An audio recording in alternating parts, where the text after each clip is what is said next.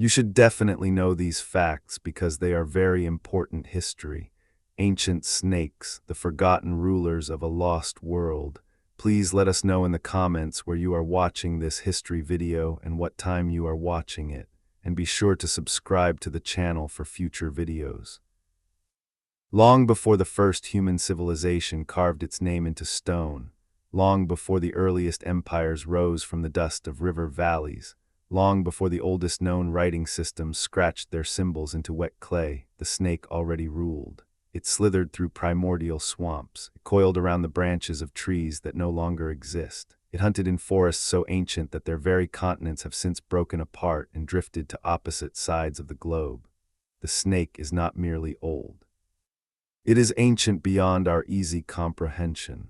And the story of how the snake came to be, how it shaped the ancient world, and how the ancient world shaped its understanding of the snake is one of the most extraordinary and overlooked chapters in the entire history of life on this planet.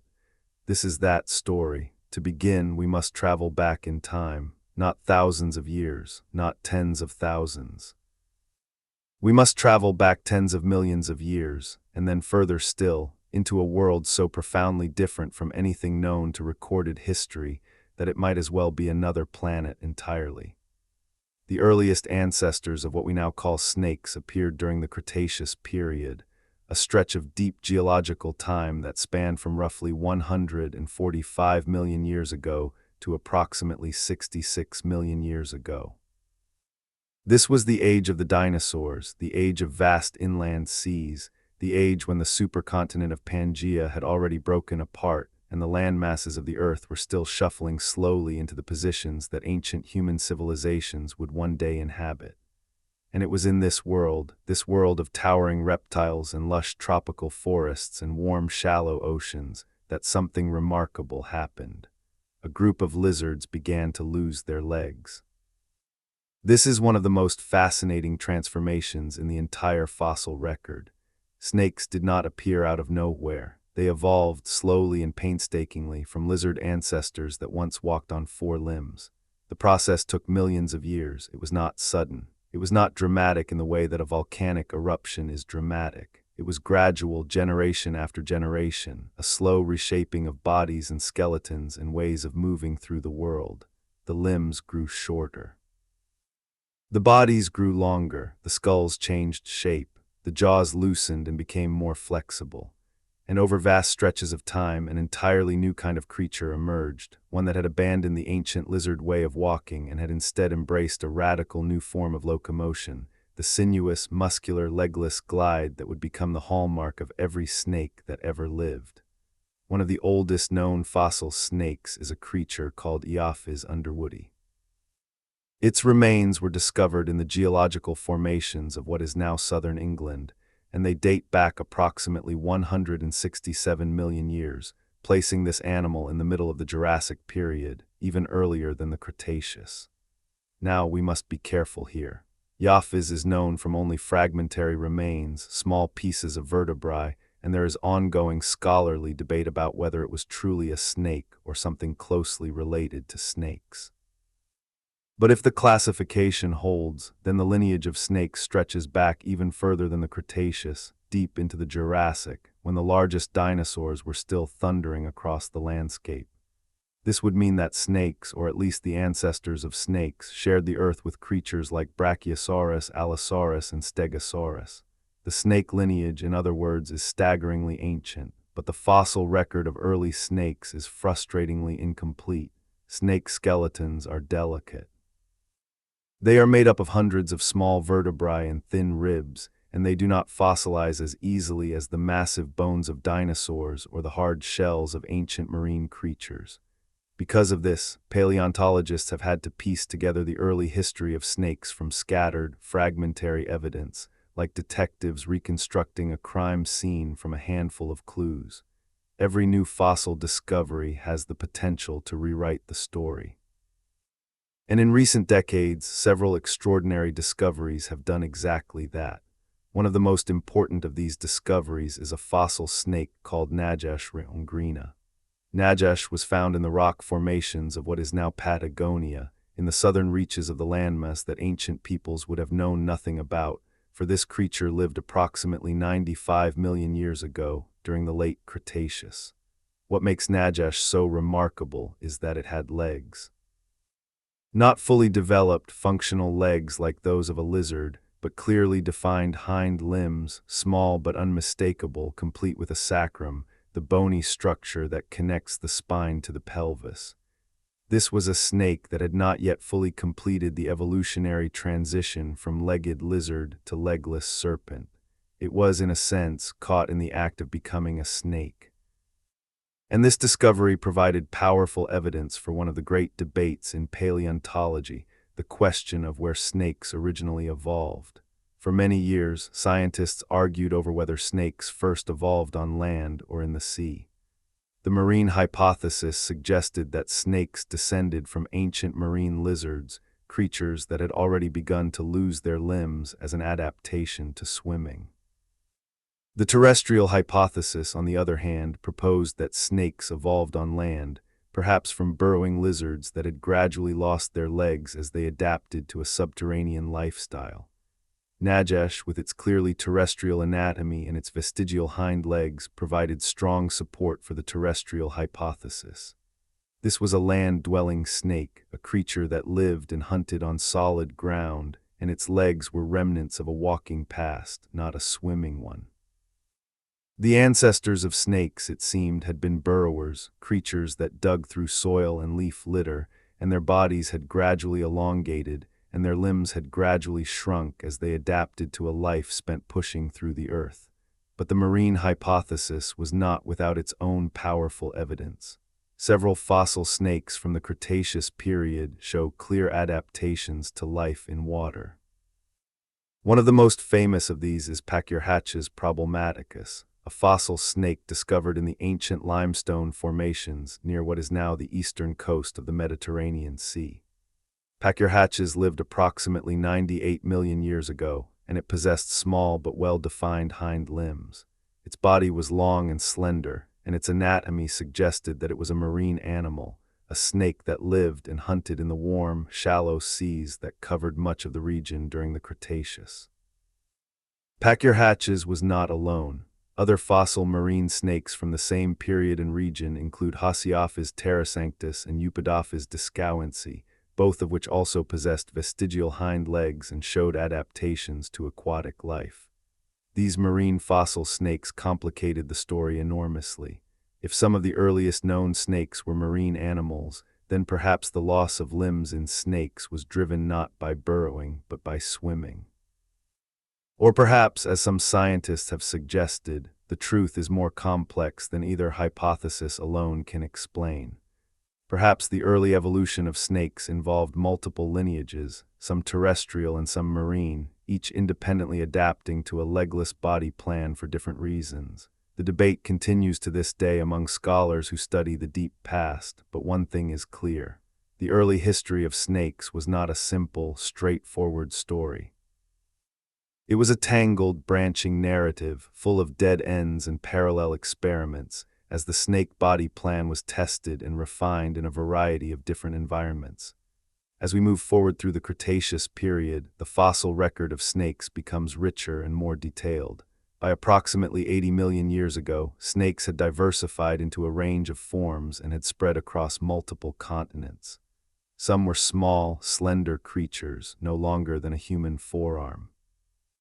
Others were larger, more robust animals that hunted small vertebrates, and at least some had already begun to develop the specialized skull anatomy that would become one of the most distinctive features of advanced snakes, the ability to swallow prey much larger than their own heads.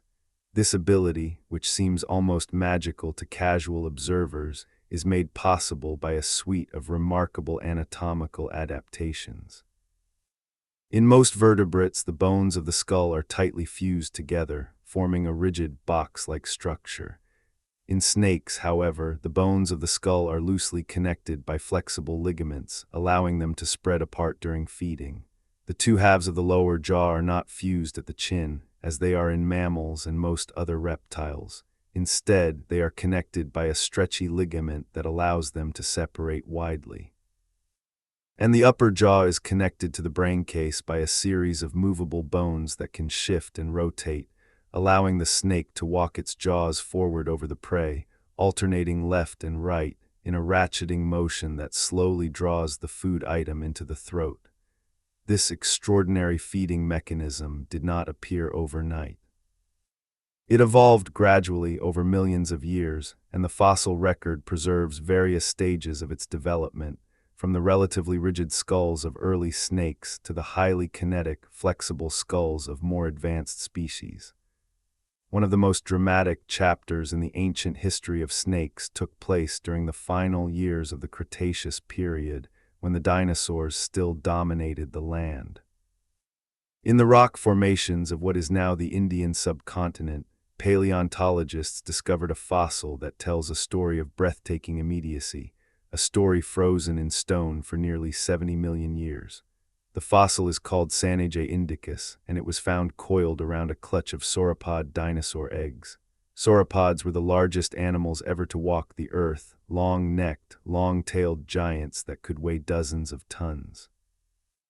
But their eggs were relatively small, no larger than a grapefruit, and they were vulnerable. Sanajeh, a snake approximately 3.5 meters long, had apparently discovered a sauropod nesting site and was in the process of raiding it when disaster struck.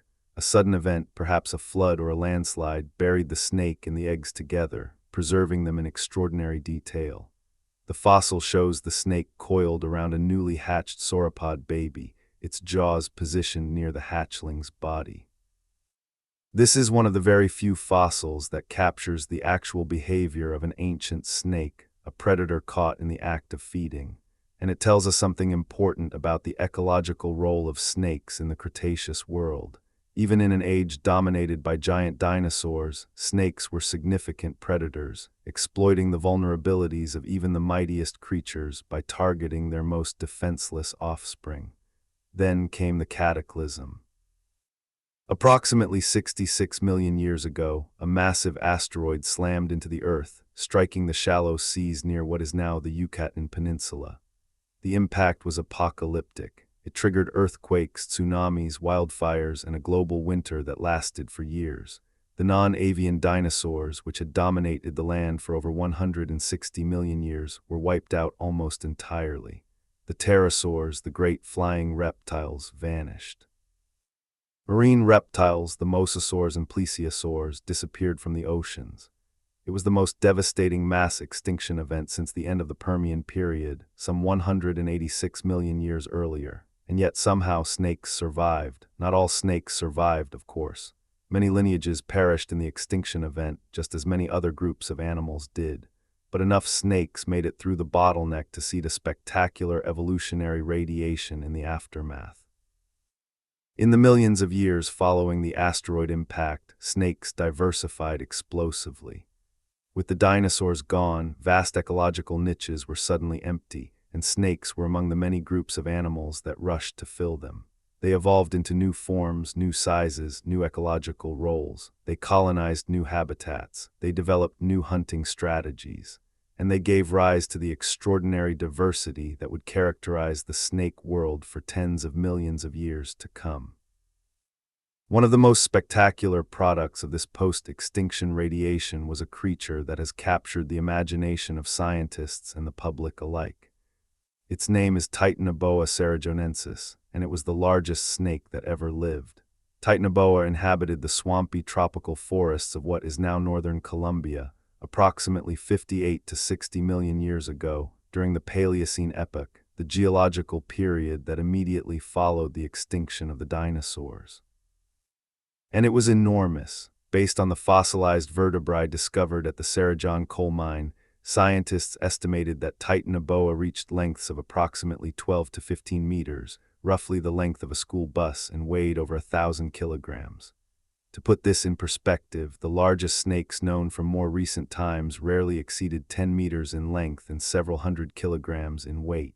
Titanoboa dwarfed them all. The discovery of Titanoboa was a sensation. The fossils were found in 2004 by a team of scientists exploring the Cerrejón Formation, one of the largest open-pit coal mines in the world. The coal deposits at Sanajeh formed from the accumulated remains of ancient tropical forests, and they preserved a remarkably detailed picture of life in the Paleocene tropics. Along with Titanoboa, the scientists found fossils of giant turtles, enormous crocodilians, and a variety of other animals that inhabited this lush, warm, swampy world. But it was Titanoboa that stole the show. When the first vertebrae were examined, the scientists could scarcely believe their measurements. Each vertebra was the size of a large human fist, far larger than the vertebrae of any living snake. The sheer scale of the animal was almost incomprehensible. Titanoboa was not just big. It was a clue to something even more remarkable, the climate of the ancient world. The size of cold-blooded animals is closely linked to the temperature of their environment. In general, the warmer the climate, the larger a cold-blooded animal can grow because it has more metabolic energy available for growth. The enormous size of Titanoboa suggested that the tropical forests of the Paleocene were significantly warmer than the tropical forests of more recent times, with average temperatures perhaps 6 to 8 degrees Celsius higher than those of the period that ancient human civilizations would one day inhabit. Titanoboa, in other words, was not just a spectacular animal. It was a thermometer, a living indicator of the extreme warmth that characterized the early post-dinosaur world. The anatomy of Titanoboa tells us a great deal about how it lived and hunted. Based on the shape of its skull and the structure of its body, scientists believe that Titanoboa was primarily an aquatic predator, spending most of its time in rivers, swamps, and flooded forests, much like the anacondas that would eventually inhabit similar environments millions of years later. It was almost certainly a constrictor, killing its prey by wrapping its massive coils around the victim and squeezing with tremendous force. At the size Titanoboa attained, it could have preyed on virtually anything in its environment, including the large crocodilians and giant turtles that shared its habitat. It was the apex predator of its ecosystem, the undisputed ruler of the Paleocene tropical swamps. But Titanoboa was not the only giant snake in the ancient world. Long before Titanoboa appeared, another enormous serpent had already achieved impressive dimensions. This was Gigantophis garstini, a snake that lived approximately 40 million years ago during the Eocene epoch in the region that would eventually become the northern reaches of the African continent. Gigantophis is estimated to have reached lengths of approximately 10 meters, making it one of the largest snakes known from the fossil record, though still smaller than the record-breaking Titanoboa. Gigantophis was a member of the Madtsoiidae, an ancient family of snakes that had a long and fascinating history. The Madtsoiidae are one of the most intriguing groups of ancient snakes. They first appeared during the Cretaceous period, which means they shared the world with the dinosaurs, and they survived the great extinction event that wiped out the non-avian dinosaurs 66 million years ago. But the Madtsoiidae did not just survive the extinction. They thrived in the aftermath, diversifying and spreading across multiple continents. Fossil Madtsoiids have been found in South America, Africa, Europe, India, and Australia, indicating that this family of snakes had an extraordinarily wide geographical range during the early Cenozoic era, the age of mammals. Some Madtsoiids were large predators like Gigantophis. Others were more modestly sized. But all of them shared certain primitive anatomical features that set them apart from more advanced snakes, including a relatively rigid skull that lacked the extreme flexibility seen in boas, pythons, and other modern constricting snakes. Perhaps the most remarkable thing about the Madtsoiidae is how long they persisted. While most ancient snake families eventually went extinct and were replaced by more advanced groups, the Madtsoiidae hung on in certain parts of the world for an extraordinarily long time. In Australia, Madtsoiid snakes survived well into the Pleistocene epoch, the age of ice ages and giant mammals, which means that some members of this ancient family were still alive as recently as 50,000 years ago. One of the most famous Australian Madtsoiids was Wonambi narracortensis, a large snake that inhabited the caves and forests of southern Australia. Wonambi could reach lengths of 5 to 6 meters and was almost certainly a powerful constrictor. It likely preyed on the large marsupials that populated the Australian landscape during the Pleistocene, including giant kangaroos, wombat-like creatures the size of rhinoceroses, and other megafauna. The name Wonambi comes from the Dreamtime mythology of Aboriginal Australian peoples, who told stories of a great rainbow serpent, a powerful spirit being associated with water, creation, and the forces of nature. It is possible, though not proven, that encounters with the last surviving Wonambi or other large Australian snakes may have contributed to these myths. This is a tantalizing possibility, a connection between the deep past of snake evolution and the mythological traditions of ancient human cultures. And this brings us to one of the most extraordinary aspects of the ancient snake story, the role that snakes played in the mythologies, religions, and cultural traditions of ancient human civilizations. For as long as humans have been human, and perhaps even longer, snakes have occupied a unique and powerful place in the human imagination. No other animal has inspired such a complex and contradictory range of emotions. Snakes have been worshipped as gods, they have been feared as demons, they have been revered as symbols of wisdom, healing, and immortality. They have been reviled as symbols of evil, treachery, and death. In every corner of the ancient world, in every civilization that left behind a record of its beliefs and values, the snake appears, coiled at the center of the human story, impossible to ignore. Let us begin with ancient Egypt, one of the oldest and most enduring civilizations in human history. In ancient Egypt, the snake was not merely an animal. It was a cosmic force, a divine power woven into the very fabric of reality. The most important snake deity in the Egyptian pantheon was Wadjet, the cobra goddess, who served as the protector of the pharaoh and the symbol of royal authority. Wadjet was associated with the city of Buto in Lower Egypt, and her image, the rearing cobra with its hood spread wide, was one of the most recognizable symbols in all of Egyptian art and iconography. This image, known as the Uraeus, was worn on the crown of the pharaoh as a symbol of divine protection and royal power. The Uraeus was not mere decoration. It was believed to be a living embodiment of Wadjet's power, a weapon that could spit fire and venom at the pharaoh's enemies. To wear the Uraeus was to carry the protection of the goddess herself, and no pharaoh was considered legitimate without it. The significance of the Uraeus extended far beyond the pharaoh's crown. It appeared on the walls of temples, on the facades of royal tombs, on jewelry, on amulets, on furniture, and on virtually every surface associated with royal power and divine authority. The Uraeus was carved into the stone of the great temples at Karnak and Luxor. It adorned the golden funerary mask of Tutankhamun. It graced the headdresses of queens and the staffs of high priests.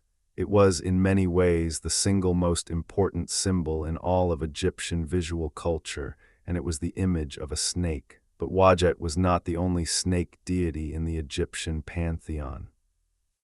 Another powerful serpent figure was Madtsoiidae, the goddess of the Theban necropolis, the vast complex of tombs and mortuary temples on the west bank of the Nile near the ancient city of Thebes. Madtsoiidae, whose name means "she who loves silence," was associated with the peak-shaped mountain that overlooked the Valley of the Kings, the burial place of the pharaohs. She was depicted as a cobra or as a woman with the head of a cobra, and she was believed to guard the tombs of the dead, punishing those who violated the sanctity of the burial grounds. Workers who lived in the village of Deir el-Medina, the community of craftsmen and artisans who built and decorated the royal tombs, left behind numerous prayers and offerings to Madtsoiidae, asking for her protection and forgiveness. These texts reveal a deep and personal relationship between ordinary Egyptians and the snake goddess, a relationship based on both reverence and fear. And then there was Apophis, known in the Egyptian language as Apep, the great serpent of chaos, the enemy of the sun god Ra, and one of the most terrifying figures in all of Egyptian mythology. Apophis was an enormous snake, a creature of primordial darkness and disorder, who dwelled in the underworld and attempted each night to devour the sun as it traveled through the realm of the dead on its nightly journey from west to east. Every night, according to Egyptian belief, the sun god Ra sailed through the underworld in his solar bark, a divine boat crewed by lesser gods and blessed spirits. And every night Apophis rose from the depths of the underworld to attack the bark, coiling around it, attempting to swallow the sun and plunge the world into eternal darkness. The battle between Ra and Apophis was one of the central dramas of Egyptian cosmology, a nightly struggle between order and chaos, light and darkness, existence and annihilation.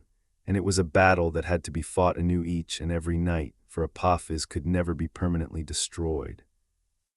He could be wounded, beaten back, cut to pieces, but he always regenerated, always returned, always attacked again.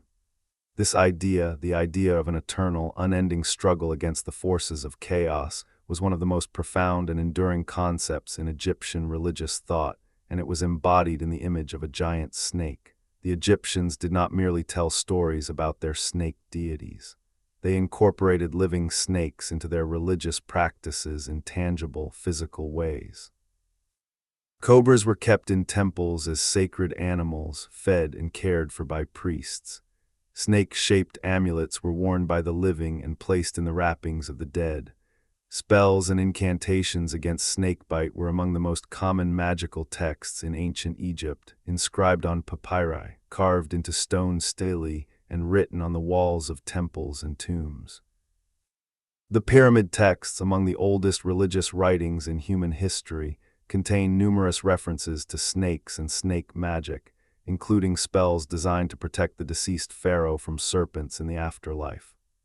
The coffin texts, which developed from the pyramid texts during the Middle Kingdom period, continued and expanded this tradition, providing detailed instructions for navigating the snake-infested dangers of the underworld.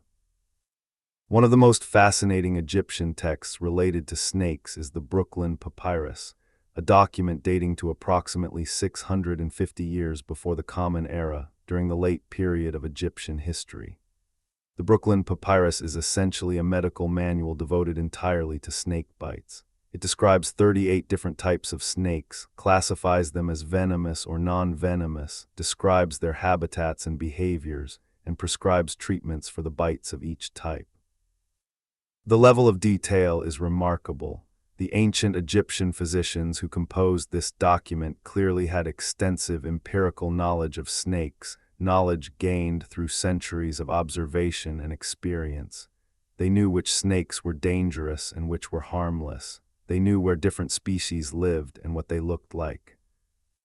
They knew the symptoms of different types of envenomation, and they had developed a range of treatments, some based on herbal remedies, others on magical incantations, and many combining both. The Brooklyn Papyrus is one of the earliest known works of herpetology, the scientific study of reptiles and amphibians, and it demonstrates that the ancient Egyptians' relationship with snakes was not merely mythological and religious. It was also practical, empirical, and in its own way scientific. The ancient Egyptians also practiced a form of snake charming, a tradition that may be among the oldest in the world. Tomb paintings from the Old Kingdom period, dating back more than 4,000 years, depict individuals handling snakes, and some scholars have interpreted these scenes as depicting early snake charmers. The Egyptian word for snake charmer was hekau, a term that was also associated with magic and sorcery, reflecting the belief that the ability to handle dangerous snakes was a form of supernatural power. Snake charmers were respected and sometimes feared figures in Egyptian society, and their skills were believed to be passed down through families and closely guarded as professional secrets. Moving from Egypt to the great civilizations of Mesopotamia, we find an equally rich and complex relationship between ancient humans and snakes. In ancient Sumer, one of the earliest known civilizations, which flourished in the fertile plain between the Tigris and Euphrates rivers beginning around 5,000 years before the Common Era, the snake was associated with both wisdom and immortality. One of the most famous Sumerian texts, the Epic of Gilgamesh, which dates in its earliest forms to approximately 2,100 years before the Common Era, contains a pivotal episode involving a snake. In this story, the hero Gilgamesh, having endured a long and arduous quest, finally obtains a plant that grants eternal youth. But while Gilgamesh is bathing in a pool, a snake smells the plant, steals it, and eats it. As the snake slithers away, it sheds its skin, symbolically renewing itself, while Gilgamesh is left to face his own mortality. This episode is one of the most poignant moments in all of ancient literature, and it establishes the snake as a symbol of both renewal and loss, a creature that possesses the secret of rejuvenation that humans can never attain. The symbolism of the shedding of the snake's skin was profoundly important to many ancient cultures. To ancient observers who had no knowledge of the biological mechanisms involved, the sight of a snake crawling out of its old skin must have seemed like a form of rebirth, a miraculous transformation in which the creature discarded its old, worn body and emerged fresh and renewed. It is not difficult to see why ancient peoples associated this phenomenon with immortality, regeneration, and the cyclical nature of life and death. The snake shed its skin and was born again. Humans grew old and died. The contrast was stark and deeply meaningful, and it shaped the way ancient civilizations thought about snakes for thousands of years. In ancient Mesopotamia, the snake was also associated with healing. The god Ningishzida, whose name means Lord of the Good Tree, was depicted as a snake or with snakes and was associated with the underworld, vegetation, and healing. Ningishzida served as a guardian of the gates of the underworld and was sometimes depicted as two intertwined snakes, an image that bears a striking resemblance to the caduceus and the rod of Asclepius, symbols that would become associated with medicine and healing in later civilizations. The connection between snakes and healing in ancient Mesopotamia was deep and multifaceted, rooted in the observation that snake venom could both kill and cure, that the snake's shedding of its skin symbolized renewal and recovery, and that the snake's intimate association with the earth connected it to the forces of growth and fertility. The ancient civilization of the Indus Valley, which flourished in the northwestern regions of the Indian subcontinent from approximately 3,300 to 1,300 years before the Common Era, also appears to have had a significant relationship with snakes. Although the Indus Valley script has never been deciphered, making it impossible to read their texts or fully understand their beliefs, the archaeological evidence suggests that snakes held a special place in Indus Valley culture. Seals and figurines depicting snakes have been found at Indus Valley sites, including the great cities of Mohenjo-Daro and Harappa. Some scholars have speculated that these images may represent early forms of snake worship, possibly ancestral to the Naga traditions that would become so prominent in later Indian culture. But without the ability to read the Indus Valley script, these interpretations remain speculative. What is certain is that in the later civilizations of ancient India, the snake attained a status that was unparalleled anywhere else in the ancient world. The Nagas, divine serpent beings of Hindu and Buddhist mythology, were among the most important and widely worshipped supernatural creatures in the Indian subcontinent. The Nagas were not mere snakes. They were powerful, semi-divine beings, capable of assuming human form, possessed of great wisdom and magical powers, and associated with water, fertility, and the guardianship of treasure. They were believed to inhabit an underground realm called Patala, a subterranean world of vast palaces and immeasurable wealth, located beneath the waters of rivers, lakes, and oceans. The king of the Nagas in Hindu mythology was Shesha, also known as Ananta, the Infinite One. Shesha was depicted as a massive, multi-headed serpent upon whose coils the god Vishnu reclined during the intervals between the creation and destruction of the universe. Shesha was, in a sense, the foundation of the cosmos itself, the serpent upon which the world rested. When Shesha stirred, the world trembled with earthquakes. When Shesha uncoiled, the universe was destroyed. When Shesha coiled again, a new universe was born. This image, the cosmic serpent bearing the weight of existence, is one of the most powerful and evocative in all of ancient mythology, and it speaks to the profound significance that ancient Indian cultures attributed to the snake. Another important Naga figure in Hindu mythology was Vasuki, the serpent king who played a central role in the famous myth of the churning of the ocean of milk. In this story, the gods and demons cooperated to churn the cosmic ocean in order to obtain Amrita, the nectar of immortality. They used Mount Mandara as the churning rod and Vasuki as the churning rope, wrapping the great serpent around the mountain and pulling him back and forth to spin it. As the ocean churned, various treasures and powerful beings emerged from its depths, including the divine physician Dhanvantari, who carried the pot of Amrita. The myth of the churning of the ocean is one of the most important narratives in Hindu cosmology, and the fact that a serpent plays such a central role in it underscores the cosmic significance attributed to snakes in ancient Indian thought.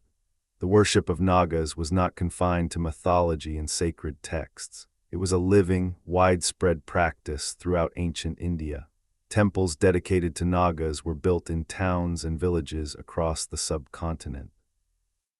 Stone carvings of multi-headed cobras were erected at sacred sites, near bodies of water, and at the bases of trees. The festival of Naga Panchami, dedicated to the worship and propitiation of snakes, was one of the most important annual celebrations in the Hindu calendar, observed across wide swathes of the Indian subcontinent. During Naga Panchami, devotees offered milk, flowers, and prayers to snake images and to living snakes, seeking the blessings of the Nagas and protection from snake bite. This festival is attested in ancient texts and inscriptions, indicating that it was practiced for many centuries before the Common Era. The ancient Indian relationship with snakes extended beyond religion and mythology into the realms of medicine and science.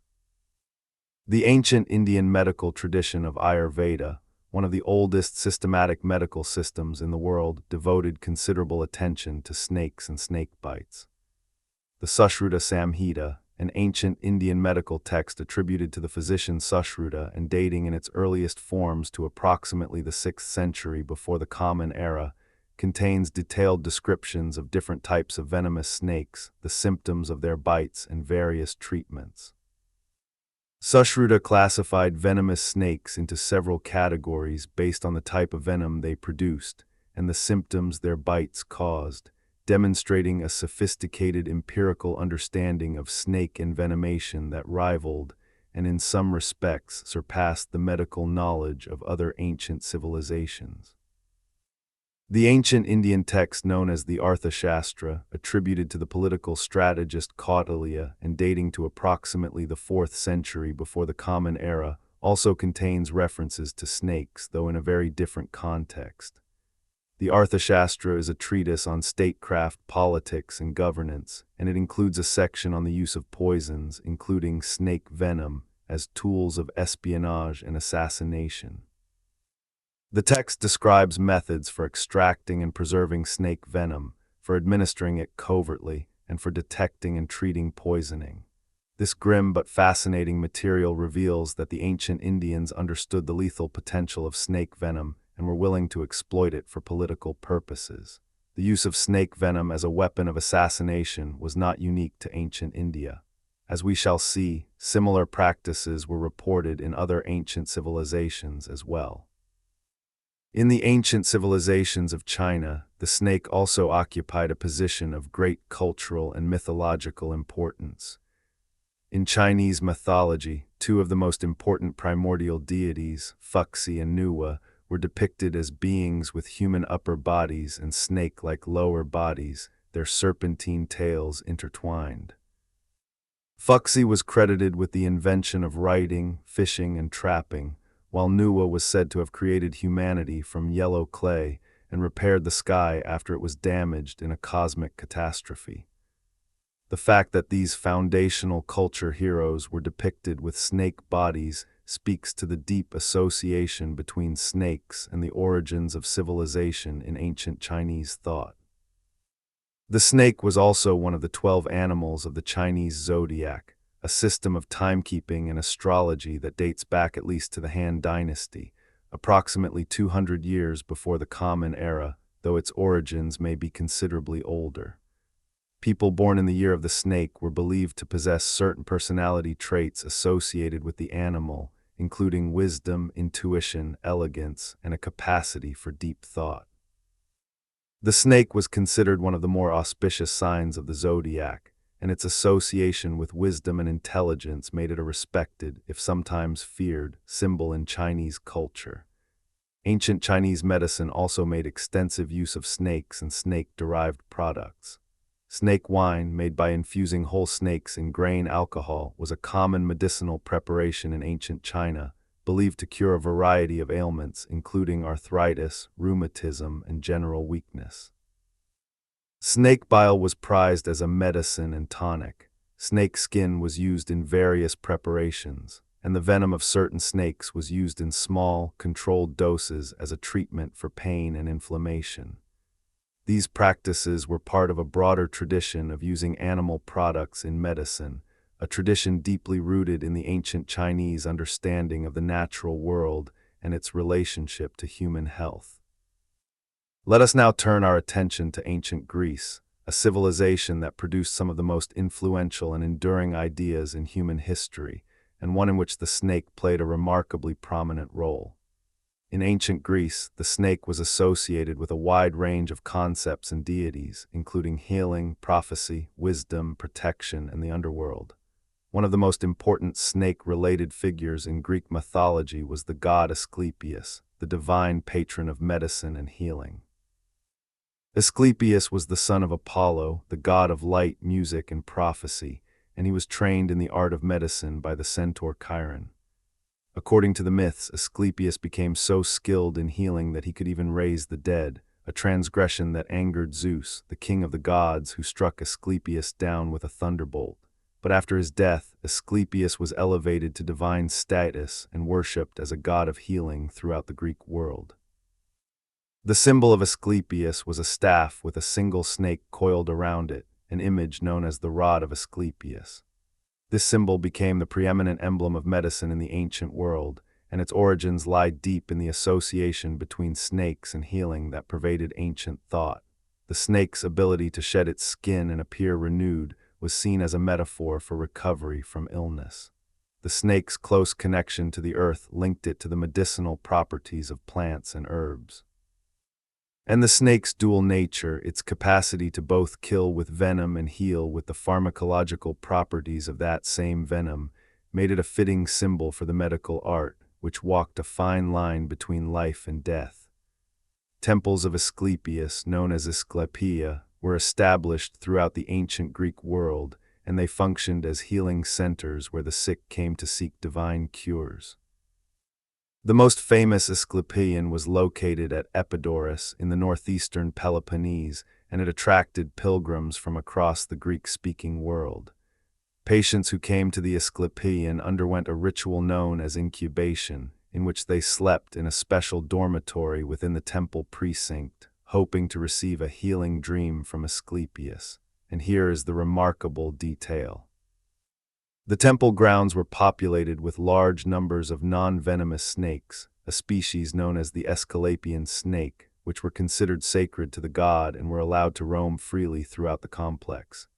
Patients sleeping in the dormitory would sometimes awake to find snakes crawling over them, and this was considered a sign of divine favor, an indication that Asclepius was granting healing. The practice of keeping sacred snakes in healing temples was not confined to Epidaurus. Asclepia throughout the Greek world maintained populations of these sacred serpents, and the snakes were carefully tended and fed by the temple priests. The oracle at Delphi, the most important prophetic shrine in the ancient Greek world, also had deep connections to snakes. According to myth, the site of Delphi was originally guarded by a great serpent called Python, a monstrous creature born from the mud left behind by the great flood that Zeus sent to destroy humanity. Apollo, the god of prophecy, slew Python and claimed the site for his own oracle. The priestess who delivered the oracle's prophecies was known as the Pythia, a name derived from Python, the slain serpent, and the original name of Delphi itself was Pytho, meaning the place of the serpent. Thus, the most prestigious prophetic institution in the ancient Greek world bore the name of a snake, and the priestess who spoke for the god was named after a serpent. The connection between snakes and prophecy, between serpents and hidden knowledge, was deeply embedded in Greek religious thought.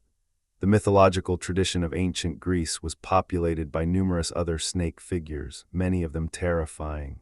The Hydra of Lerna was a multi-headed serpentine monster that lived in the swamps near the city of Argus. Each time one of its heads was cut off, two more grew in its place, making it virtually impossible to kill. The hero Heracles, as one of his famous 12 labors, was tasked with slaying the Hydra, a feat he accomplished with the help of his nephew Iolaus, who cauterized each severed neck stump with fire before new heads could grow. The central head of the Hydra was said to be immortal, and Heracles buried it under a massive rock after severing it. The blood of the Hydra was intensely poisonous, and Heracles dipped his arrows in it, creating weapons of terrible potency that would play important roles in later myths. Then there was Medusa, one of the 3 Gorgon sisters, whose hair was made of living, writhing snakes and whose gaze could turn any living creature to stone. Medusa was originally a beautiful maiden, but she was transformed into a monster by the goddess Athena as punishment for desecrating Athena's temple. The hero Perseus was sent to slay Medusa, a task he accomplished by approaching her while looking at her reflection in a polished shield, thus avoiding her petrifying gaze and cutting off her head with a curved sword. Even after death, Medusa's severed head retained its power, and Perseus used it as a weapon, turning his enemies to stone by showing them the Gorgon's face. The image of Medusa's head with its crown of writhing snakes became one of the most popular protective symbols in the ancient world, placed on shields, armor, buildings, and amulets to ward off evil. This image, known as the Gorgonion, was ubiquitous in ancient Greek art and was adopted by many other ancient cultures as well. The ancient Greeks also told the story of Laocoon, a Trojan priest who tried to warn his fellow Trojans not to accept the famous wooden horse left by the Greeks outside the gates of Troy. According to the myth, as Laocoon was making his warning, 2 enormous sea serpents emerged from the ocean, coiled around Laocoon and his 2 sons, and crushed them to death. The Trojans interpreted this as a sign from the gods that Laocoon was wrong and that the horse should be brought inside the city, a decision that led to the fall of Troy. The death of Laocoon became one of the most famous scenes in ancient art, immortalized in a celebrated marble sculpture group that was created during the Hellenistic period and was later rediscovered during the Renaissance. The sculpture depicts Laocoon and his sons in their death throes, struggling desperately against the coils of the monstrous serpents, their faces contorted with agony and terror. It is one of the most powerful and emotionally affecting works of art from the ancient world, and at its center, once again, are snakes. The ancient Romans, who inherited and adapted much of Greek culture, maintained many of the same attitudes towards snakes. The Romans adopted the worship of Asclepius, whom they called Asclepius, and they built temples in his honor, complete with sacred snakes. According to the Roman historian Livy, the cult of Asclepius was officially introduced to Rome in approximately 291 years before the Common Era, during a severe plague. The Romans sent a delegation to the great Asclepian at Epidaurus to seek the gods' help. According to the legend, a sacred snake from the temple at Epidaurus crawled aboard the Roman ship of its own accord, and when the ship returned to Rome, the snake slithered off onto an island in the Tiber River. The Romans took this as a sign that Asclepius wished his temple to be built on the island, and they did so. The temple of Asclepius on the Tiber Island became one of the most important healing shrines in the Roman world, and it continued to function for centuries. The Romans also had a strong tradition of household snake worship. The genius loci, the spirit of a place, was often depicted as a snake in Roman art, and many Roman homes featured small shrines called lararia, where offerings were made to the household spirits, which were frequently represented by painted or sculpted snakes. These household snakes were believed to protect the home and its inhabitants, and they were honored with regular offerings of food and wine. Actual live snakes were sometimes kept in Roman homes as well, particularly non-venomous species, and they were regarded with affection and respect as incarnations or symbols of the protective household spirits. The Roman naturalist Pliny the Elder, who lived during the 1st century of the Common Era, devoted considerable attention to snakes in his monumental work, the Naturalis Historia, or Natural History. Pliny's accounts of snakes are a fascinating mixture of accurate observation and fantastic legend. He described the habits and habitats of various snake species with reasonable accuracy, but he also repeated numerous myths and tall tales, including stories of enormous serpents in distant lands, snakes that could fly, and serpents with magical properties. Pliny reported that the largest snakes in the world were found in India and in the lands south of Egypt, and he described encounters between soldiers and enormous serpents during the military campaigns of Alexander the Great and the Roman generals. While many of these accounts were clearly exaggerated, they reflect the genuine awe and fascination that snakes inspired in the ancient Roman mind. The association between snakes and military power was not limited to tall tales. The ancient Roman army used snake imagery in its standards and insignia. The Draco, a windsock-style banner in the shape of a dragon or serpent, was adopted by the Roman cavalry during the later imperial period, possibly borrowed from the Dacians, Sarmatians, or other peoples whom the Romans encountered on the frontiers of their empire. The Draco standard consisted of a metal serpent head with an open mouth, attached to a fabric tube that inflated and writhed in the wind, creating a dramatic visual effect that was meant to intimidate enemies and inspire the troops.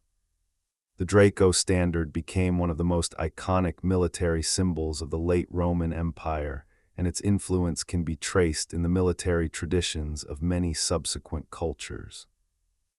Returning to the ancient Near East, we find that the snake played a central role in one of the most influential religious and literary traditions in human history, the tradition that would eventually produce the Hebrew Bible and the broader Abrahamic religious heritage. The story of the serpent in the Garden of Eden, recounted in the book of Genesis, is one of the most famous and widely known narratives in all of human literature. In this story, the serpent is described as the most cunning of all the animals that the Lord God had made. The serpent approaches Eve, the first woman, and persuades her to eat the fruit of the tree of knowledge of good and evil, which God had forbidden. Eve eats the fruit and gives some to Adam, and as a result, both become aware of their nakedness and are expelled from the Garden of Eden, losing their state of primordial innocence and bringing sin, suffering, and death into the world. The serpent is cursed by God to crawl on its belly and eat dust for the rest of its days, and a perpetual enmity is established between the serpent and the descendants of Eve. This story has been interpreted in countless ways over the centuries, and it has had an enormous influence on the way snakes are perceived in the cultures that inherited the Abrahamic religious tradition. The Serpent of Eden has been variously interpreted as a symbol of temptation, a personification of evil, an agent of forbidden knowledge, and a representation of the forces of chaos and disorder. The association between snakes and evil, treachery, and moral corruption that is so prominent in much of later Western culture has its deepest roots in this ancient story. But it is important to note that the Eden story exists within a broader Near Eastern literary and mythological context in which snakes played a variety of roles, not all of them negative. As we have already seen, the snake in the Epic of Gilgamesh is a thief, but not necessarily an evil one. It simply acts according to its nature, seizing an opportunity that the careless Gilgamesh presents. And in other Near Eastern traditions, the snake could be a protective figure, a guardian, or a symbol of divine power. The Canaanite god of healing, for example, was associated with serpents, and bronze serpent figurines have been found at numerous archaeological sites throughout the ancient Near East, suggesting widespread practices of snake veneration. One of the most fascinating archaeological discoveries related to snakes in the ancient Near East is the Nehushtan, a bronze serpent that, according to the Hebrew Bible, was made by Moses during the Israelites' wandering in the wilderness. The Book of Numbers describes how the Israelites, having spoken against God and Moses, were punished by a plague of venomous snakes. When the people repented, God instructed Moses to make a serpent of bronze and set it upon a pole, and anyone who had been bitten by a snake could look upon the bronze serpent and be healed. This story is remarkable because it describes a form of snake-related healing magic within the Israelite tradition, a tradition that generally condemned the worship of images and the practices of surrounding peoples.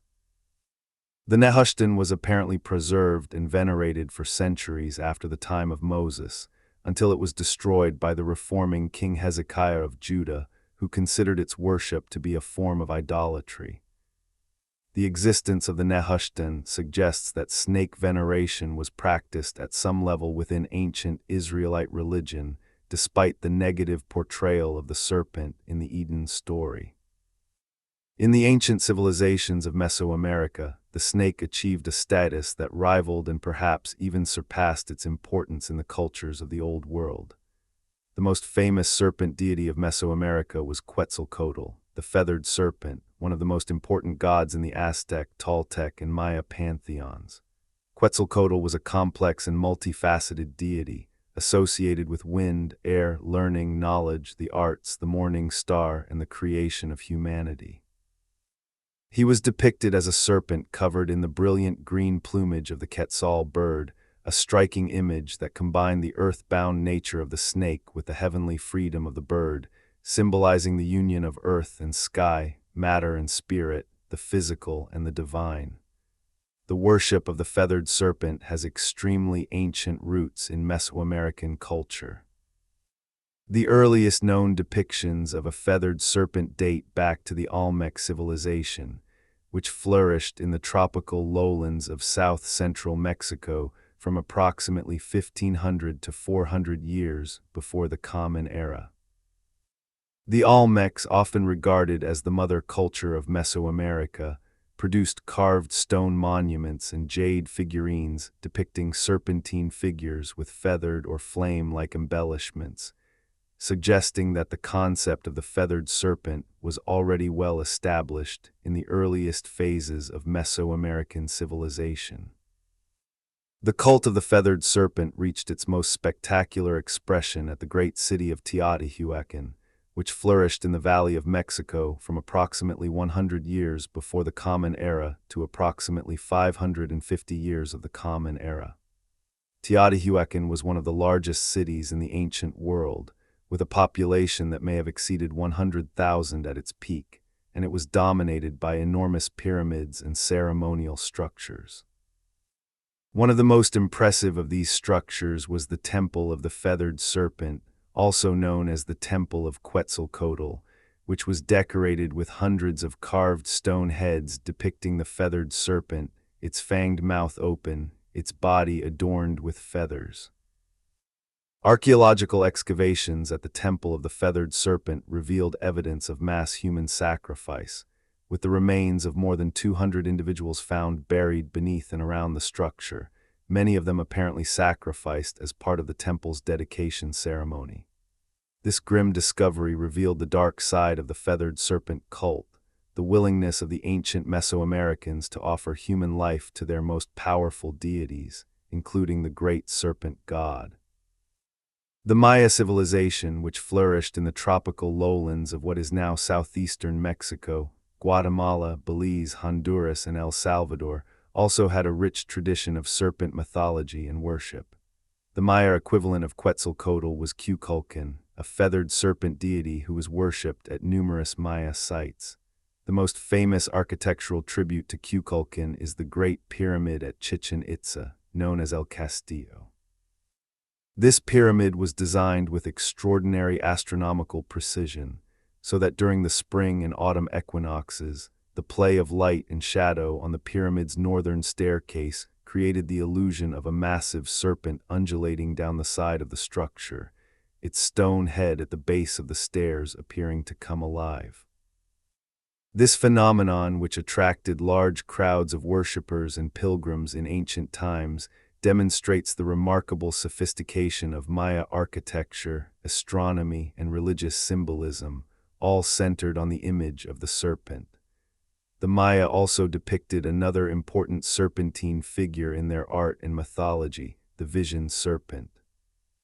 The vision serpent was a supernatural being associated with royal blood-letting rituals, in which Maya kings and queens pierced their bodies with sharp instruments and offered their blood to the gods. As the blood flowed and the participants entered altered states of consciousness, perhaps induced by pain, blood loss, and the burning of incense, the vision serpent was said to appear, rising from the blood-soaked offerings like smoke, its body undulating, its jaws open, and from its mouth emerged the figures of ancestors or gods, delivering messages and prophecies from the supernatural world. The vision serpent was thus the conduit between the human world and the divine, the bridge between the living and the dead, the physical and the spiritual. And once again, the snake stood at the center of the most sacred and powerful religious experiences of an ancient civilization. The cultures of ancient South America also had deep and complex relationships with snakes. In the Andean civilizations, including the Chavan, Moche, and Inca cultures, snakes were prominent in art, mythology, and religious practice. The Chavan civilization, which flourished in the Andean highlands of what is now Peru from approximately 900 to 200 years before the Common Era, produced some of the most striking serpentine imagery in all of ancient art. The famous Lanzon stela, a massive carved granite monolith located in the interior of the temple complex at Chavan de Huantar, depicts a deity with fangs, claws, and hair made of writhing snakes, an image of terrifying power that speaks to the central role of the serpent in Chavan religious thought. The Raimondi stela, another important Chavan monument, also depicts a deity holding staffs adorned with serpents, further emphasizing the snake's importance in the Chavan pantheon.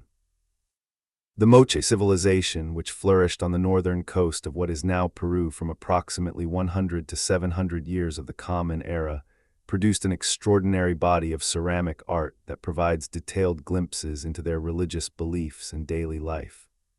Snakes appear frequently in Moche ceramics, often in mythological scenes depicting supernatural beings, battles between gods and monsters, and ritual ceremonies.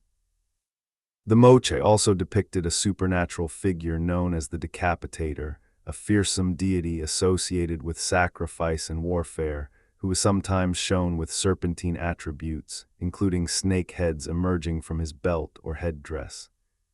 In the civilizations of ancient Africa, beyond the well-documented case of Egypt, snakes also played important roles in mythology and religious practice.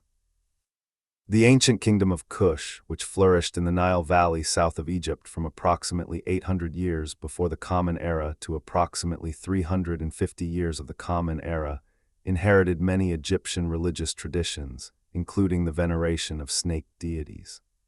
The Kushite rulers adopted the Uraeus as a symbol of royal authority, often depicted wearing double uraei on their crowns, and they continued the worship of snake-related deities such as Wadjet and others.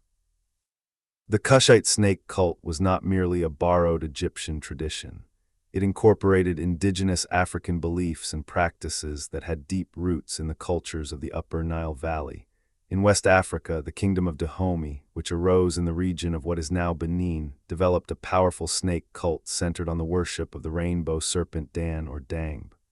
The python was considered sacred in Dahomean religion, and the killing of a python was a serious offense.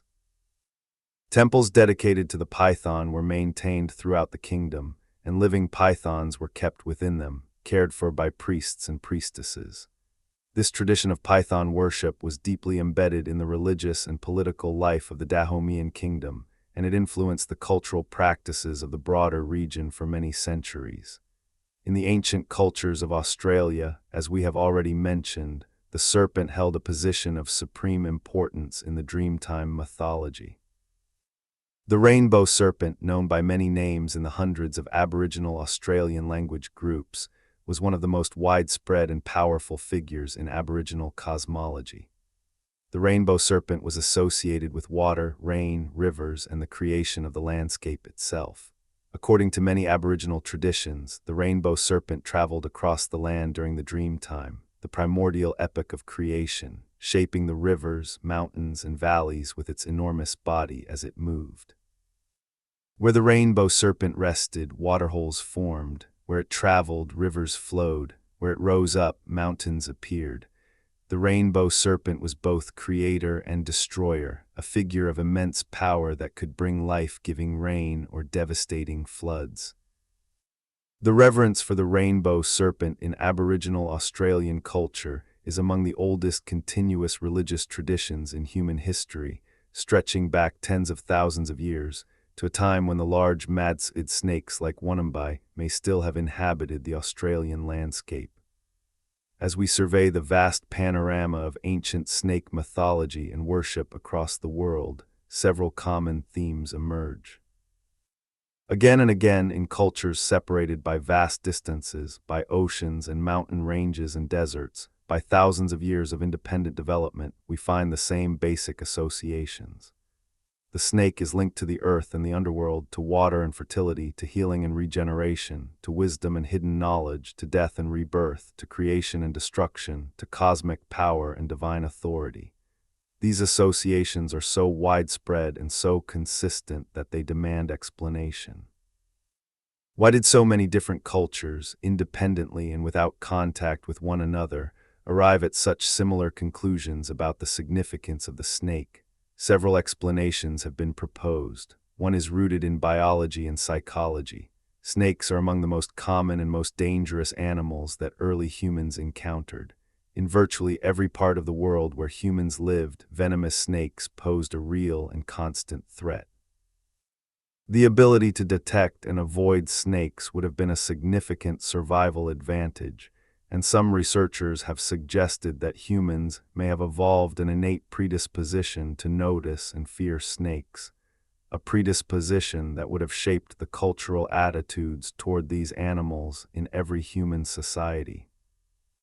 This theory, sometimes called the snake detection theory, proposes that the human visual system is specially tuned to detect snake-like shapes and movements, a trait that may have evolved millions of years ago in our primate ancestors, who also faced the threat of venomous snakes in the trees and on the forest floor. If this theory is correct, then the deep, instinctive reaction that snakes provoke in humans, a reaction that combines fear, fascination, and a strange, almost involuntary attention, may be hardwired into our brains, a legacy of millions of years of co-evolution between primates and serpents. Another explanation for the universal significance of snakes in ancient culture is more straightforward. Snakes are simply remarkable animals. Their legless, sinuous form is unlike that of any other creature. Their ability to shed their skin and appear renewed is visually dramatic and symbolically suggestive. Their ability to kill with venom, delivering death through a single bite, is terrifying and awe-inspiring. Their habit of appearing and disappearing suddenly, emerging from holes in the ground or from cracks in rocks, gives them an air of mystery and unpredictability. Their silence, their cold, unblinking gaze, their alien beauty, all of these qualities would naturally have attracted the attention of ancient peoples and inspired them to incorporate the snake into their mythological and religious systems. But perhaps the most important factor in the snake's universal significance is its intimate association with the fundamental mysteries of human existence. The snake's shedding of its skin spoke to the mystery of death and rebirth. Its emergence from the earth spoke to the mystery of the underworld and the realm of the dead. Its venom spoke to the mystery of the thin line between life and death, between healing and killing. Its sinuous, coiling body spoke to the mystery of infinity and eternity, the endless cycle of creation and destruction. The snake was, in a sense, a natural symbol for all the things that ancient humans could not explain, the great questions of existence that lay beyond the reach of ordinary understanding. It is no wonder, then, that the snake appeared in the myths and religions of virtually every ancient culture. It was the perfect vehicle for expressing the inexpressible, for giving form to the formless, for making the mysteries of the universe tangible and real. Let us now turn to a more detailed examination of the role of snakes in ancient medicine and science. We have already touched on this subject in our discussions of ancient Egypt, India, and Greece, but the topic deserves deeper exploration, for the ancient world's engagement with snakes as agents of both disease and healing was one of the most sophisticated and nuanced aspects of the human-snake relationship. In ancient Egypt, as we have seen, the Brooklyn Papyrus provided detailed descriptions of venomous snakes and their bites, along with treatments that combined herbal remedies and magical incantations. But the Brooklyn Papyrus was not the only Egyptian medical text to address the subject of snakes. The Ebers Papyrus, one of the most important medical documents from ancient Egypt, dating to approximately 1550 years before the Common Era, also contains references to snake-related remedies. The Ebers Papyrus is a vast compendium of medical knowledge, covering hundreds of diseases and conditions, and among its many prescriptions are remedies for snakebite that include the application of various herbal poultices, the ingestion of specific preparations, and the recitation of magical spells. The Egyptian approach to snakebite treatment was holistic, combining physical and spiritual remedies in a way that reflected the ancient Egyptian understanding of the relationship between the body and the soul. In ancient Greece, the connection between snakes and medicine was even more explicit and systematic. The temples of Asclepius, as we have described, were the primary healthcare institutions of the ancient Greek world, and they relied heavily on the symbolic and practical association between snakes and healing. But Greek physicians also engaged with snakes in more empirical ways. The Hippocratic Corpus, the collection of medical texts attributed to Hippocrates of Kos and his followers, dating from the 5th and 4th centuries before the Common Era, contains references to snakebite and its treatment, though these references are relatively brief and scattered.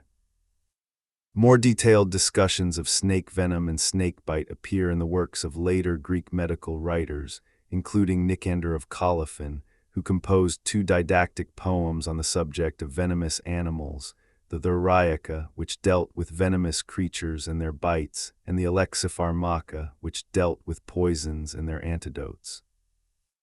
Nicander's works, written in the 2nd century before the Common Era, are important sources for our understanding of ancient Greek knowledge of snake venom and snakebite treatment, even though they are written in a poetic rather than a strictly scientific style. The great physician Galen of Pergamon, who practiced medicine in the Roman Empire during the 2nd century of the Common Era, also wrote extensively about snakes and their venom. Galen was one of the most influential medical writers in the ancient world, and his works shaped medical practice for over 1,000 years after his death. Galen discussed the properties of snake venom, the symptoms of snakebite, and various treatments, drawing on both his own observations and the accumulated wisdom of earlier physicians. He was particularly interested in theriac, a complex medicinal preparation that was believed to be a universal antidote against all poisons and venomous bites. The original theriac, known as Mithridatium after King Mithridates VI of Pontus, who was said to have developed it in the 1st century before the Common Era, contained dozens of ingredients, including the flesh of vipers. Galen refined and modified the recipe for theriac, and his version, known as Galene or the Raica Magna, became one of the most widely used medicines in the ancient and medieval worlds.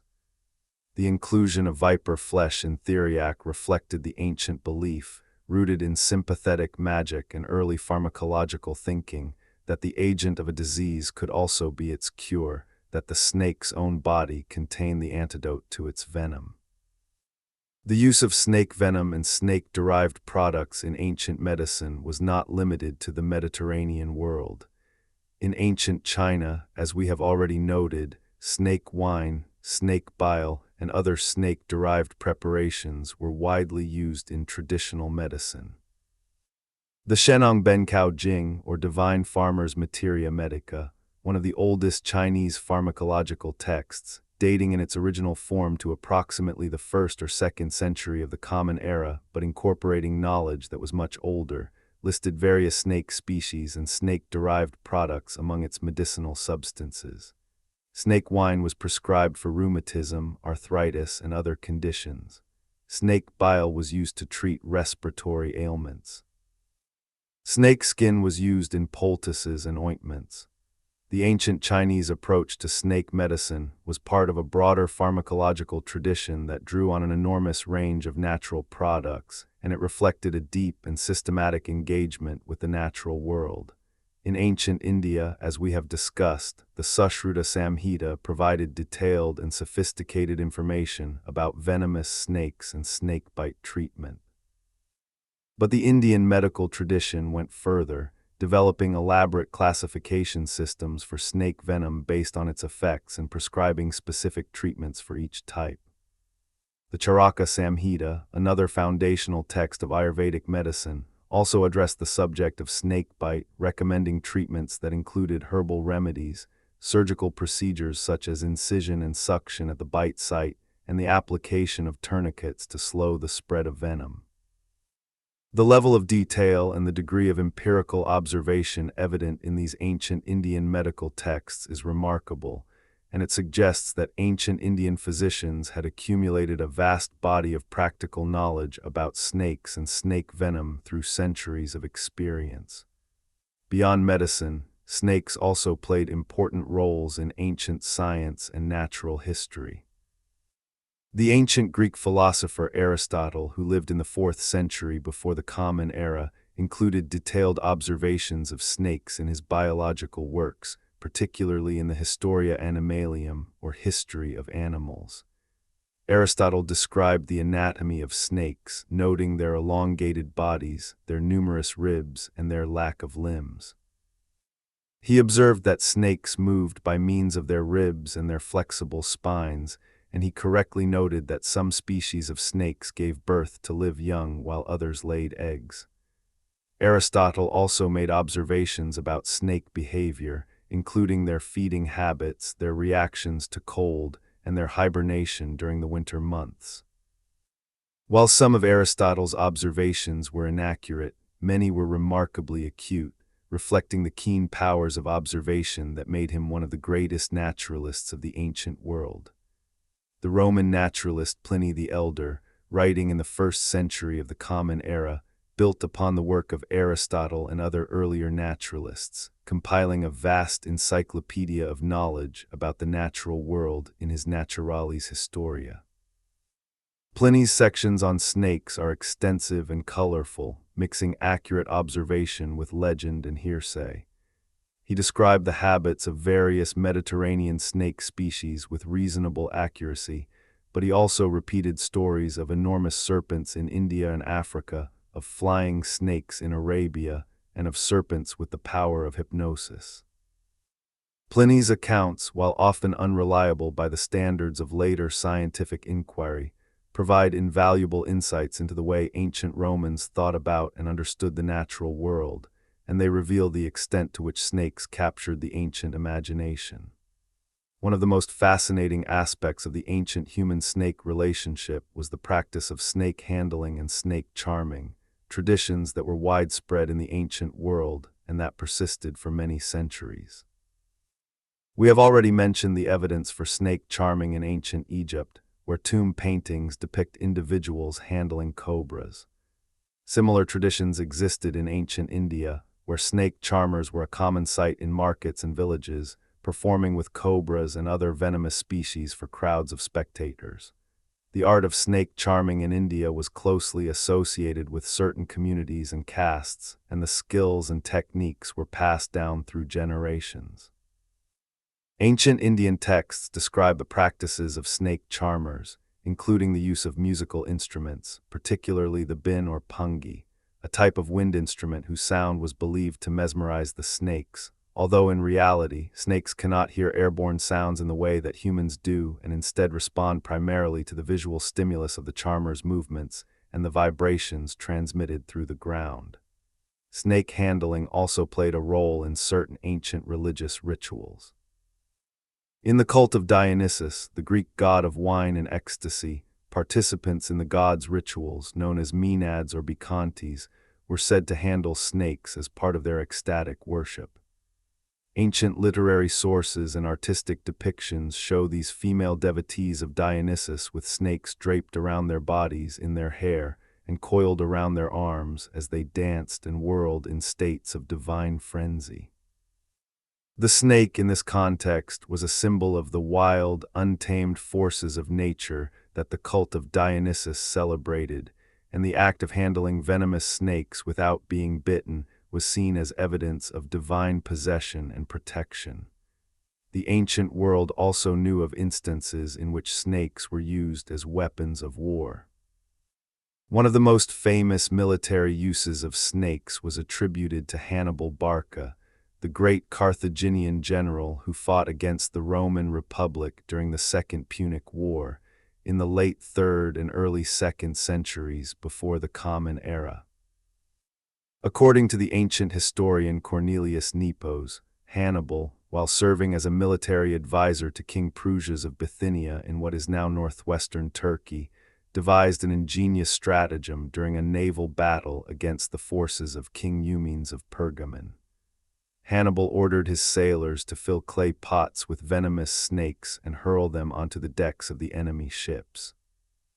When the pots shattered, the snakes spread across the ships, causing panic and chaos among the enemy sailors, who were more frightened of the snakes than they were of the Carthaginian weapons.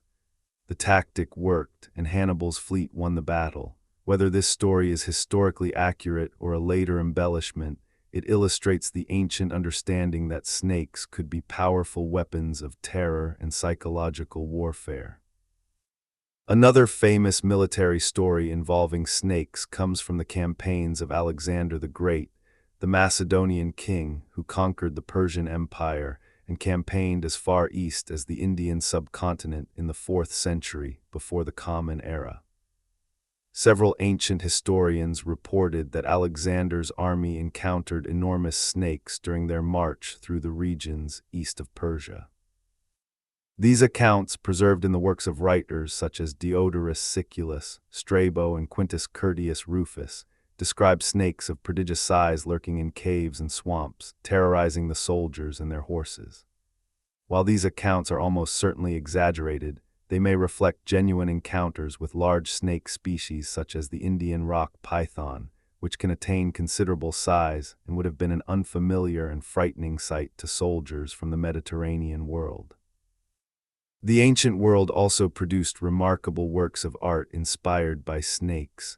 We have already mentioned the Laocoon sculpture group and the Gorgonion, but these are only the most famous examples of a vast artistic tradition.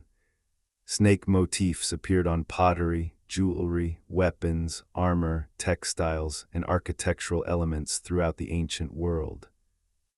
In Minoan, Crete, one of the most iconic works of ancient art is the so-called snake goddess, a faience figurine dating to approximately 1600 years before the Common Era, depicting a female figure holding snakes in both outstretched hands. This figurine, discovered in the palace complex at Knossos, has been interpreted as a depiction of a goddess, a priestess, or a votary, and it provides evidence of the importance of snakes in Minoan religious practice. The Minoan civilization, which flourished on the island of Crete from approximately 3000 to 1450 years before the Common Era, appears to have had a particularly strong association with snakes, and snake figurines and snake-related ritual objects have been found at numerous Minoan sites. In the art of ancient Mesopotamia, serpentine figures appeared on cylinder seals, boundary stones, and temple decorations. The Mushussu or Mushushu, a dragon-like creature with a serpentine body, was one of the most important mythological animals in Babylonian art, and it was associated with the god Marduk, the patron deity of the city of Babylon. The famous Ishtar Gate of Babylon, built during the reign of King Nebuchadnezzar II in the 6th century before the Common Era, was decorated with rows of Mashasu figures in glazed brick, alongside bulls and lions. The Mashasu was not a true snake, but a composite creature that combined features of snakes, lions, eagles, and other animals. Nevertheless, its serpentine body and its prominent position on the Ishtar Gate demonstrate the importance of snake imagery in Babylonian art and religion. The ancient Egyptians, as we have seen, produced an enormous body of snake-related art, from the uraeus on the pharaoh's crown to the images of Apophis in tomb paintings and papyri. But Egyptian snake art went far beyond these famous examples. Exquisitely crafted snake amulets were produced in gold, silver, faience, and various precious stones. Snake-shaped bracelets and armlets adorned the wrists and arms of royalty and nobility. Snake images were woven into textiles, painted on coffins, and carved into the handles of ceremonial knives and other objects. The sheer volume and variety of snake art produced by the ancient Egyptians is testimony to the central place that the snake occupied in their culture. In ancient Greek art, snakes appeared in a bewildering variety of contexts. They adorned the helmets and shields of warriors. They coiled around the staffs of healers. They writhed in the hair of Medusa and the hands of the Manon snake goddess. They accompanied Athena, the goddess of wisdom, who was sometimes depicted with a snake as her companion or attribute. They appeared in scenes of Dionysiac revelry, in depictions of the underworld, and in images of the great serpentine monsters of myth. Greek vase painting, in particular, provides a rich visual record of the ancient Greek imagination's engagement with the snake, depicting snakes in hundreds of different mythological and everyday contexts. As we bring this first part of our documentary to a close, let us pause to reflect on the extraordinary journey we have undertaken. We have traveled from the Cretaceous period, when the first ancestors of snakes were losing their legs and beginning their transformation into the sinuous, legless predators that would one day populate every continent, to the great civilizations of the ancient human world, where snakes were worshipped as gods, feared as demons, studied as subjects of scientific inquiry, and employed as tools of medicine, warfare, and magic. We have met Titanoboa, the largest snake that ever lived, a monster of the Paleocene swamps that grew to the length of a school bus. We have encountered the Madtsoiidae, an ancient family of snakes that survived the extinction of the dinosaurs and persisted for tens of millions of years, some of them coexisting with the earliest human inhabitants of the Australian continent. We have explored the snake mythologies of Egypt, Mesopotamia, India, China, Greece, Rome, Mesoamerica, South America, Africa, and Australia, discovering a web of shared symbolism and meaning that spans the entire globe. We have examined the ancient world's engagement with snake venom and snake bite, from the medical texts of ancient Egypt and India to the theriac of the Roman physicians. And we have glimpsed the extraordinary artistic traditions that the snake inspired, from the uraeus of the pharaohs to the feathered serpents of Teotihuacan. But our story is far from over. In the second part of this documentary, we will delve even deeper into the ancient world of the snake. We will explore the role of snakes in ancient law and governance. We will examine the snake cults and mystery religions of the ancient Mediterranean world. We will investigate the ancient practice of Ophiomancy, the art of divining the future from the behavior of snakes. We will look at the role of snakes in ancient trade and commerce, including the trade in snake skins, snake venom, and snake-derived medicines. We will examine the engineering and architectural marvels inspired by snakes, from the serpent mound of ancient builders to the serpentine decorations of ancient temples. We will explore the ancient world's understanding of snake ecology and behavior, from Aristotle's biological observations to the elaborate snake classifications of the Indian and Chinese traditions. And we will consider the legacy of the ancient snake, the ways in which the beliefs, practices, and knowledge of ancient civilizations continue to echo through time, shaping our relationship with these extraordinary creatures in ways that we may not even realize. the ancient snake was not just an animal. It was a symbol, a deity, a medicine, a weapon, a mystery, and a mirror in which ancient humans saw reflected their deepest fears, their highest aspirations, and their most profound questions about the nature of existence itself. And though the ancient world is gone, its snakes have left their mark on us, coiled in the deepest recesses of our collective memory, waiting to be rediscovered. The story of the ancient snake is a story that encompasses the entire history of life on Earth and the entire breadth of human civilization. It is a story of evolution and extinction, of worship and fear, of science and superstition, of art and warfare, of healing and death. It is a story that begins hundreds of millions of years ago, in the warm, shallow seas and lush forests of a world unimaginably different from the one ancient humans inhabited, and it winds its way through every age and every culture, touching everything it encounters with its peculiar blend of beauty, danger, and mystery. The ancient snake was and remains one of the most powerful and enduring symbols in the human repertoire, a creature that speaks to something fundamental in the human psyche, something that transcends the boundaries of time and culture and geography. As we prepare for the second part of this documentary, let us carry with us the sense of wonder and awe that the ancient snake inspires. For the snake is not merely an object of study or a curiosity of natural history.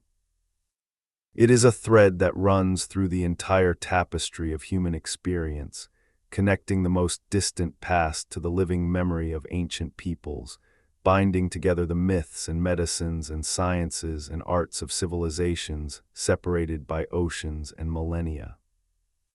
To understand the ancient snake is to understand something essential about the ancient world itself and about the human beings who inhabited it, who feared the serpent's bite, who marveled at the serpent's beauty, who worshipped the serpent's power, and who, in their art and literature and religion, gave the snake a place at the very center of their understanding of the universe. The ancient snake awaits, its story continues. And in the second part of this documentary, we will follow that story to its most remarkable and unexpected conclusions. The serpent coils on, patient and eternal, its ancient eyes unblinking, its body a living record of the deepest history of life on Earth. And we, the inheritors of all the myths and medicines and fears and fascinations that the ancient world bequeathed to us, will follow the serpent into the darkness and the light, into the temples and the tombs, into the swamps and the deserts, into the deepest recesses of the ancient human imagination, where the snake still waits, coiled and ready, as it has waited for 100 million years. Now, in this second and final part, we go deeper still. We descend into the mystery cults and secret religious traditions of the ancient Mediterranean. We explore the role of the snake in ancient law, governance, and political symbolism. We investigate the ancient practices of divination by Serpent, the art known as Ophiomancy.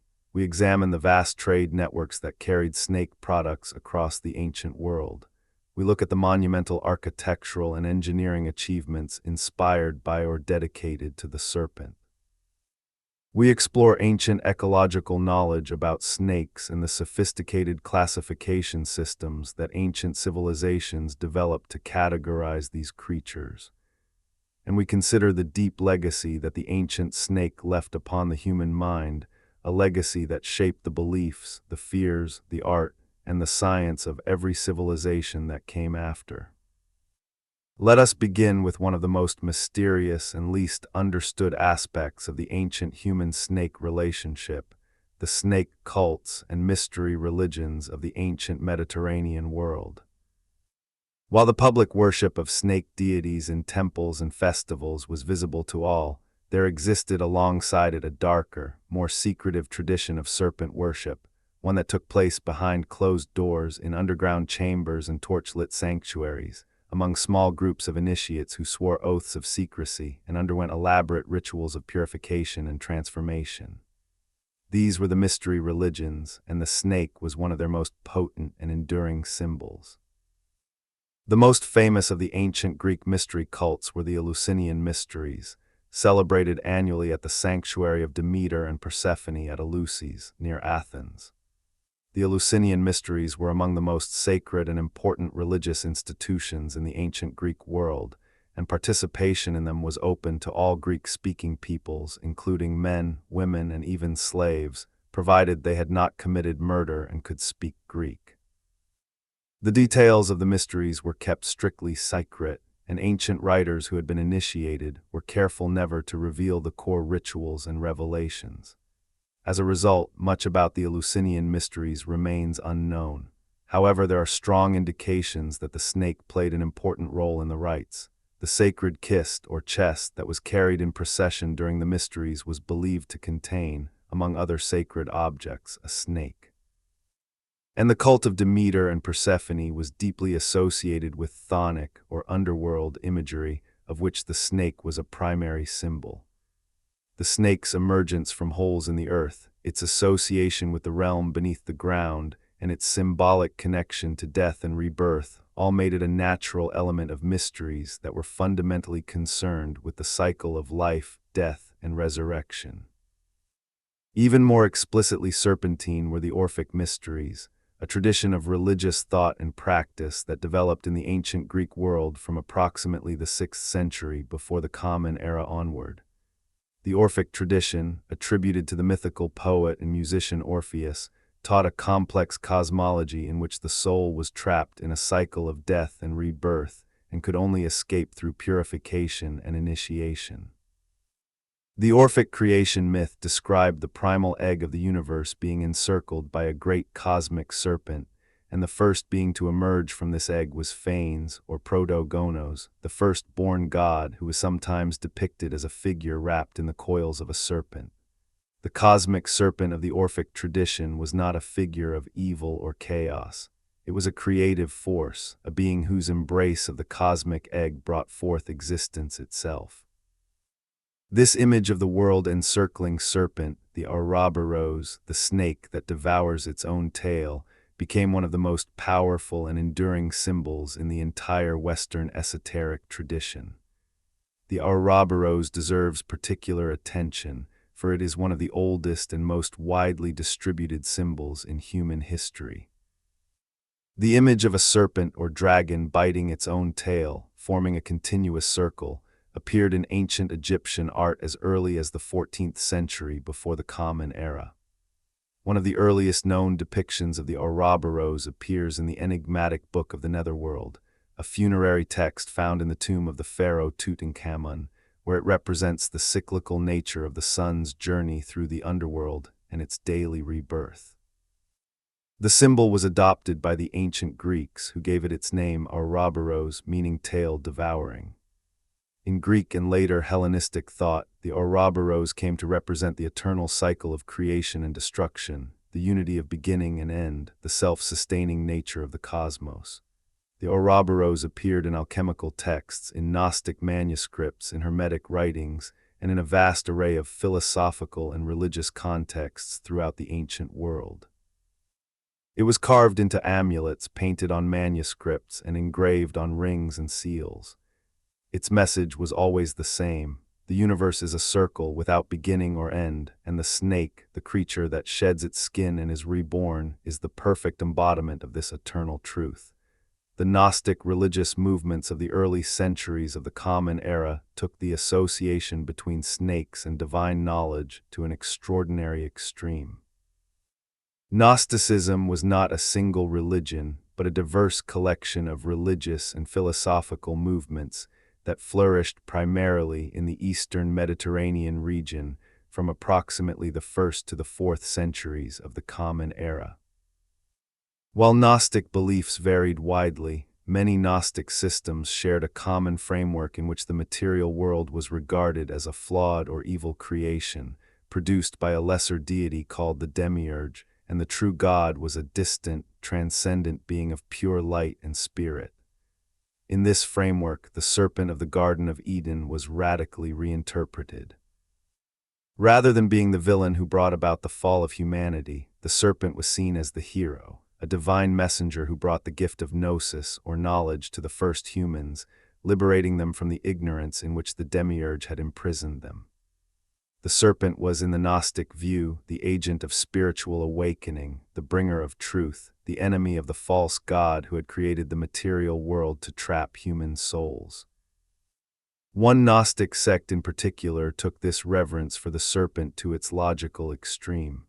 They were known as the Ophites, a name derived from the Greek word ophis, meaning snake.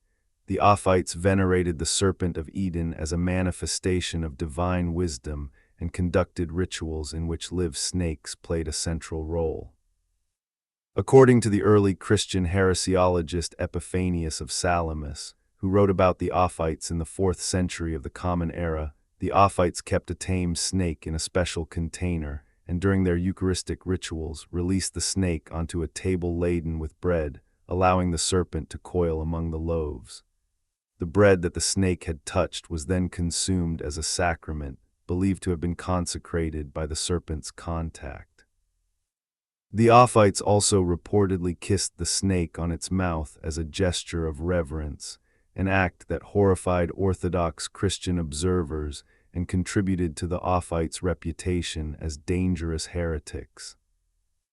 Whether the accounts of the Ophites' practices are fully accurate or have been distorted by hostile witnesses is difficult to determine, but the existence of the sect itself is well attested, and its serpent-centered theology represents one of the most dramatic expressions of the ancient human fascination with snakes. Another Gnostic tradition closely related to the Ophites was the Nicene sect, whose name derives from the Hebrew word Najash, meaning serpent.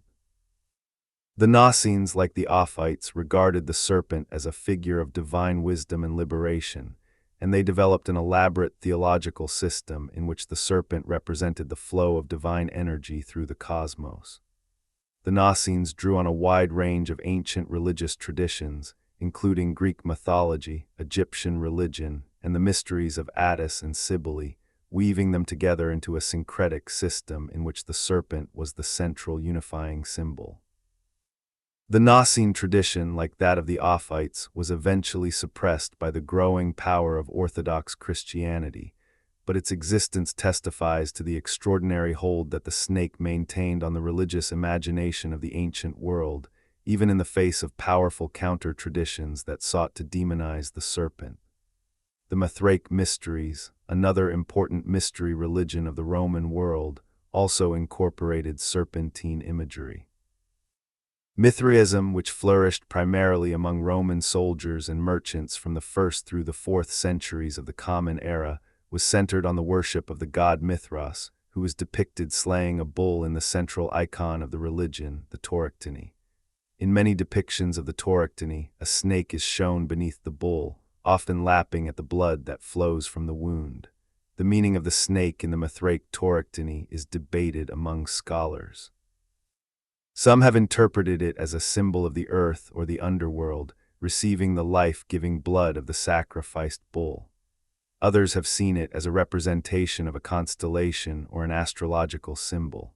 Whatever its precise meaning, the presence of the snake in the most sacred image of one of the most popular religions of the Roman world underscores the pervasive importance of serpentine symbolism in ancient religious thought. The cult of Sabazios, a deity of Phrygian or Thracian origin who was worshipped across the ancient Mediterranean, also had strong connections to the snake.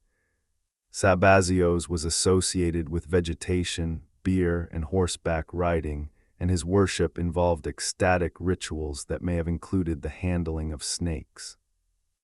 Archaeological evidence for the cult of Sabazios includes numerous votive hands, bronze sculptures of hands in various gestures of blessing, many of which are adorned with snakes, lizards, pinecones, and other symbols. These votive hands have been found at sites across the Roman Empire, from Italy to the Balkans to the Near East, and the prominent placement of snakes on them suggests that the serpent played an important role in Sabazian worship. The exact nature of this role is not fully understood, but the widespread distribution of these snake-adorned votive hands indicates that the association between Sabazios and the snake was well established and widely recognized throughout the ancient Mediterranean world. Let us now turn to the role of the snake in ancient law, governance, and political symbolism. We have already discussed the Uraeus, the rearing cobra that served as the symbol of royal authority in ancient Egypt, but the use of snake imagery in political symbolism extended far beyond the Egyptian context. In many ancient civilizations, the snake was associated with sovereignty, legitimacy, and the divine right to rule, and rulers who wished to project an image of power, wisdom, and authority frequently incorporated serpentine symbols into their regalia and their propaganda. In the ancient civilizations of the Aegean, the Minoan civilization of Crete made extensive use of snake imagery in contexts that appear to be associated with priestesses or female religious figures of high status. The snake goddess figurines discovered at Nagas, which we mentioned in the first part of this documentary, depict women holding snakes in their outstretched hands, and these women are dressed in elaborate, richly decorated garments that suggest high social or religious status. Some scholars have interpreted these figurines as representations of a Minoan goddess, while others have argued that they depict priestesses who served in snake-related rituals. In either case, the association between the snake and female authority is clear, and it suggests that in Minoan Crete, the handling and veneration of snakes was a prerogative of women in positions of power and influence. In the kingdom of ancient Macedon, the mother of Alexander the Great, Queen Olympias, was famously associated with snakes. Ancient historians, including Plutarch, reported that Olympias participated in the ecstatic rites of Dionysus and was known to sleep with tame snakes, which she kept in her chamber. Plutarch wrote that Philip II, Alexander's father, was once terrified to discover a snake lying beside Olympias as she slept, and that this experience contributed to the growing estrangement between the royal couple. Whether these stories are historically accurate or were embellished by later writers seeking to emphasize the exotic and otherworldly nature of Alexander's mother, they reflect the ancient association between powerful women and serpents, and they suggest that Olympias deliberately cultivated an image of herself as a woman with a special connection to the divine, a connection symbolized by her intimacy with snakes. In the political life of ancient Rome, the snake appeared in various symbolic contexts. We have already mentioned the Draco standard used by the Roman military, but the snake also appeared in the imagery of Roman political propaganda. The legend of Rome's founding involved the twin brothers Romulus and Remus, who were said to have been nursed by a she-wolf after being abandoned as infants. But in some versions of the founding legends and in various Roman religious traditions, snakes also played important roles.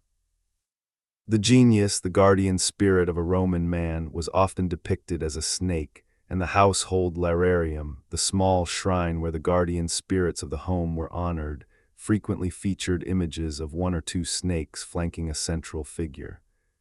The snake in this context represented protection, continuity, and the sacred bond between a family and its ancestral home.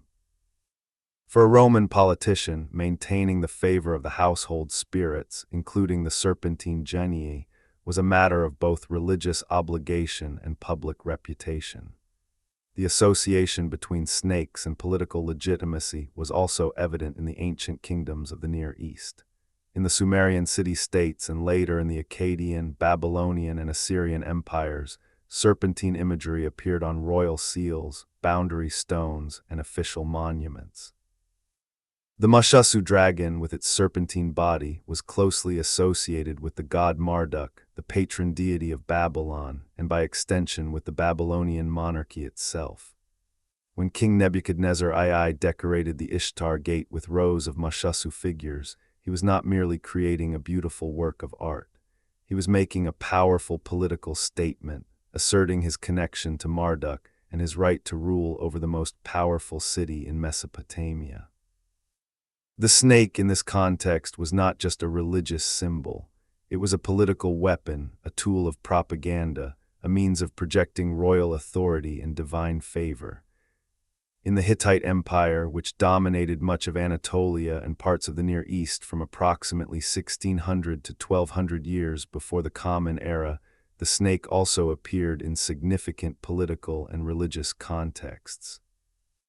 The Hittite storm god was sometimes depicted with serpentine attributes, and the Hittite myth of Ilianka describes a great battle between the storm god and a monstrous serpent named Ilianka.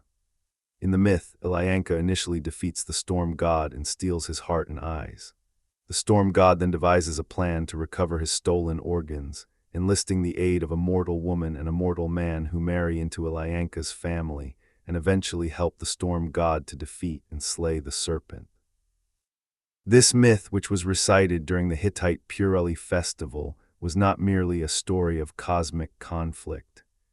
It was a political and religious drama that reinforced the authority of the Hittite king, who was closely associated with the storm god and whose legitimacy depended in part on the god's triumph over the forces of chaos, symbolized by the serpent.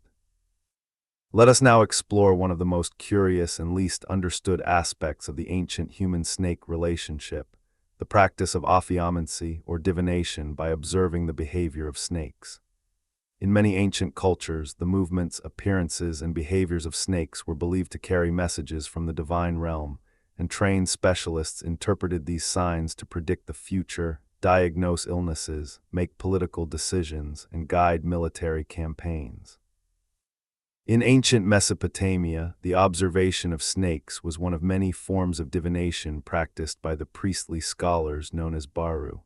The Baru were experts in the art of reading omens, and they compiled vast collections of omen texts, recording the significance of thousands of different signs and phenomena. Among these collections were texts devoted specifically to the interpretation of snake-related omens. If a snake was seen entering a house from the right, it might be interpreted as a sign of good fortune. If it entered from the left, it might be a sign of impending misfortune. The color of the snake, the direction of its movement, the time of day it was observed, the location where it appeared, all of these factors were taken into account in the Baru's interpretation. The Mesopotamian omen texts represent one of the most systematic and detailed efforts in the ancient world to make sense of the behavior of snakes and to extract meaning from their appearances. In ancient Greece, Ophiomancy was practiced alongside other forms of divination, and snakes were considered particularly powerful omen animals due to their association with the earth, the underworld, and the god Apollo. The sudden appearance of a snake was often interpreted as a sign from the gods, and the direction of the snake's movement, the place where it was seen, and the circumstances of the encounter were all considered significant. The Greek historian Herodotus reported that the Athenians interpreted the behavior of a sacred snake that was believed to live on the Acropolis as an omen of the city's fate. According to Herodotus, when the Persian army of Xerxes was approaching Athens in 480 years before the Common Era, the sacred snake refused to eat its monthly offering of honey cake, which was interpreted by the priestess of Athena as a sign that the goddess herself had abandoned the Acropolis and that the Athenians should evacuate the city. This story, whether historically accurate or not, illustrates the profound importance that the ancient Greeks attached to the behavior of sacred snakes and their willingness to make life and death decisions based on serpentine omens. In ancient Rome, Ophiomancy was part of a broader system of divination that included augury, the reading of omens from the flight of birds, and haruspicy, the examination of the entrails of sacrificed animals. Roman writers recorded numerous instances in which the appearance of snakes was interpreted as a sign of divine favor or displeasure. The Roman historian Livy, for example, reported that the appearance of a snake in the temple of Jupiter during a time of political crisis was interpreted as a sign that the gods were displeased and that expiatory rituals were needed. The Roman poet Virgil, in his epic poem the Aeneid, described the hero Aeneas encountering a large snake at the tomb of his father Anchises and interpreting it as either the spirit of the place or the attendant spirit of his dead father. This passage illustrates the ancient Roman belief that snakes were intimately connected to the spirits of the dead and to the sacred power of specific places. In ancient China, the observation of snakes was also incorporated into divination practices. The ancient Chinese text known as the Yi Jing, or Book of Changes, which dates in its earliest forms to the Western Zhou dynasty, approximately 1000 to 770 years before the Common Era, does not specifically address snake divination, but the broader Chinese tradition of interpreting natural phenomena as omens included the observation of snake behavior. Chinese historical texts record instances in which the appearance of snakes in unusual places or at unusual times was interpreted as a sign of dynastic change, natural disaster, or divine judgment. The snake's association with the earth element in Chinese cosmology made it a particularly significant omen animal, and its behavior was carefully observed and interpreted by court diviners and advisors. In the ancient civilizations of Mesoamerica, the serpent was so deeply embedded in the religious and cosmological system that virtually every aspect of serpentine behavior was potentially significant. The Maya civilization, in particular, developed elaborate systems of augury and divination in which animal behavior, including the behavior of snakes, played an important role. Maya priests and diviners, known as A'Kain, or He of the Sun, were responsible for interpreting omens and making predictions, and the serpent, as one of the most symbolically charged animals in the Maya pantheon, was a powerful source of divinatory meaning. The appearance of a snake during a ritual or ceremony could be interpreted as a sign of divine favor, a warning of danger, or a message from the ancestors, depending on the specific circumstances and the expertise of the diviner. Let us now turn to the fascinating subject of snakes in ancient trade and commerce. The ancient world was connected by vast networks of trade routes, both overland and maritime, and among the many goods that flowed along these routes were products derived from snakes. Snake skins, snake venom, snake-derived medicines, and even live snakes were traded across enormous distances, connecting distant civilizations in a web of commercial exchange that reflected the universal importance of the snake in ancient culture. In ancient Egypt, snake-related products were valued for both medicinal and magical purposes. Snake skins were used in the preparation of certain medicinal remedies and magical amulets, and the trade in these products likely connected Egypt to its neighbors in the Near East and the African interior. The ancient Egyptians also imported exotic goods from distant lands, including incense, spices, and animal products from the land of Punt, a trading partner located somewhere on the coast of the Horn of Africa or the southern Arabian Peninsula.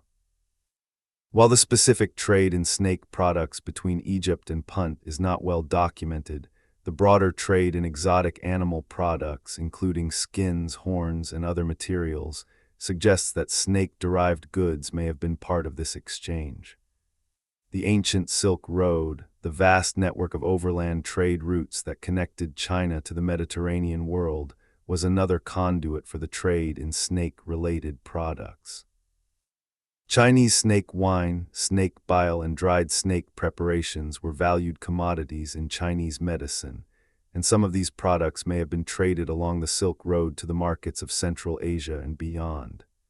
In the other direction, medicines and exotic products from the Near East, India, and the Mediterranean world flowed into China, creating a rich cross-cultural exchange of medical knowledge and pharmacological products. The trade in theriac, the complex antidote that included viper flesh among its ingredients, was one of the most famous examples of this cross-cultural medical trade. Theriac was produced in the great medical centers of the Mediterranean world and was traded along both land and sea routes to markets as far away as India and possibly even further. In ancient India, the trade in snake-related products was closely linked to the broader trade in spices, medicines, and exotic goods that made the Indian subcontinent one of the wealthiest and most commercially active regions of the ancient world. Indian snake charmers exported their skills and their snakes to courts and marketplaces across the ancient world, and Indian medicinal preparations, including those derived from snakes, were traded to the Near East, the Mediterranean, and Southeast Asia. The ancient Indian trading networks, which extended by sea to the coasts of Arabia, East Africa, and Southeast Asia, and by land to Central Asia and China, facilitated the spread of Indian snake lore, medical knowledge, and religious traditions to distant lands. The trade in snake skins was also a significant commercial activity in the ancient world. Snake skins were valued for their beauty, their durability, and their symbolic associations, and they were used to make a variety of luxury goods, including belts, sheaths, bindings for musical instruments, and decorative coverings for furniture and boxes. The ancient Romans, who had a taste for exotic luxury goods, imported snake skins from Africa, India, and other distant regions, and these skins commanded high prices in the markets of Rome and other major cities. Pliny the Elder mentions the use of snake skins in various contexts in his Natural History, and archaeological evidence from Roman sites confirms that snakeskin products were in circulation throughout the empire. Live snakes were also traded in the ancient world, both for religious purposes and for entertainment. The sacred snakes of the Asclepia, as we have discussed, were a specific species, the Aesculapian snake, and as new temples of Asclepius were established across the Greek and Roman world, live snakes were transported from existing temples to populate the new sanctuaries. The story of the sacred snake that traveled from Epidaurus to Rome aboard a ship is one of the most famous examples of the ancient live snake trade, and it illustrates the care and reverence with which these animals were handled. In addition to religious uses, live snakes were also exhibited in the ancient world for entertainment and spectacle. The Roman arena, the venue for gladiatorial combats and public spectacles, sometimes featured exotic animals, including snakes, in its shows. While the specific details of snake-related arena spectacles are not well documented, the broader Roman practice of importing and displaying exotic animals from all corners of the empire suggests that large or unusual snakes may occasionally have been featured in such events. Now let us turn to one of the most visually spectacular aspects of the ancient human-snake relationship, the monumental architectural and engineering works inspired by or dedicated to the serpent. Across the ancient world, builders and architects created structures of extraordinary scale and sophistication in honor of the snake, and some of these structures still survive, silent witnesses to the enduring power of the serpent in the human imagination. We have already mentioned the Temple of the Feathered Serpent at Teotihuacan and the Great Pyramid of Kukulkan at Chichen Itza, but these are only the most famous examples of a much broader tradition. Throughout Mesoamerica, serpent imagery was incorporated into the design of temples, palaces, ball courts, and other monumental structures.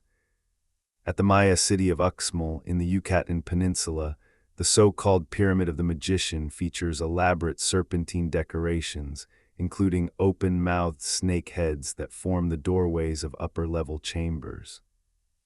At Copan, in what is now Honduras, the great ball court is flanked by sculpted macaw-headed serpents, and the main temple, known as the Hieroglyphic Stairway, features serpentine motifs throughout its elaborate carved decoration.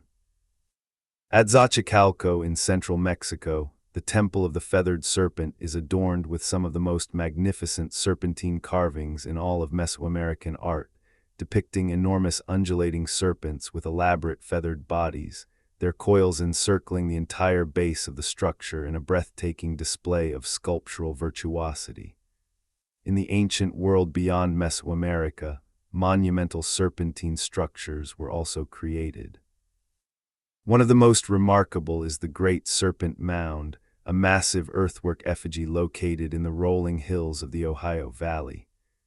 This enormous earthen sculpture, which stretches approximately 411 meters in length, depicts a sinuous serpent with a coiled tail and an open mouth that appears to be swallowing an oval object, often interpreted as an egg.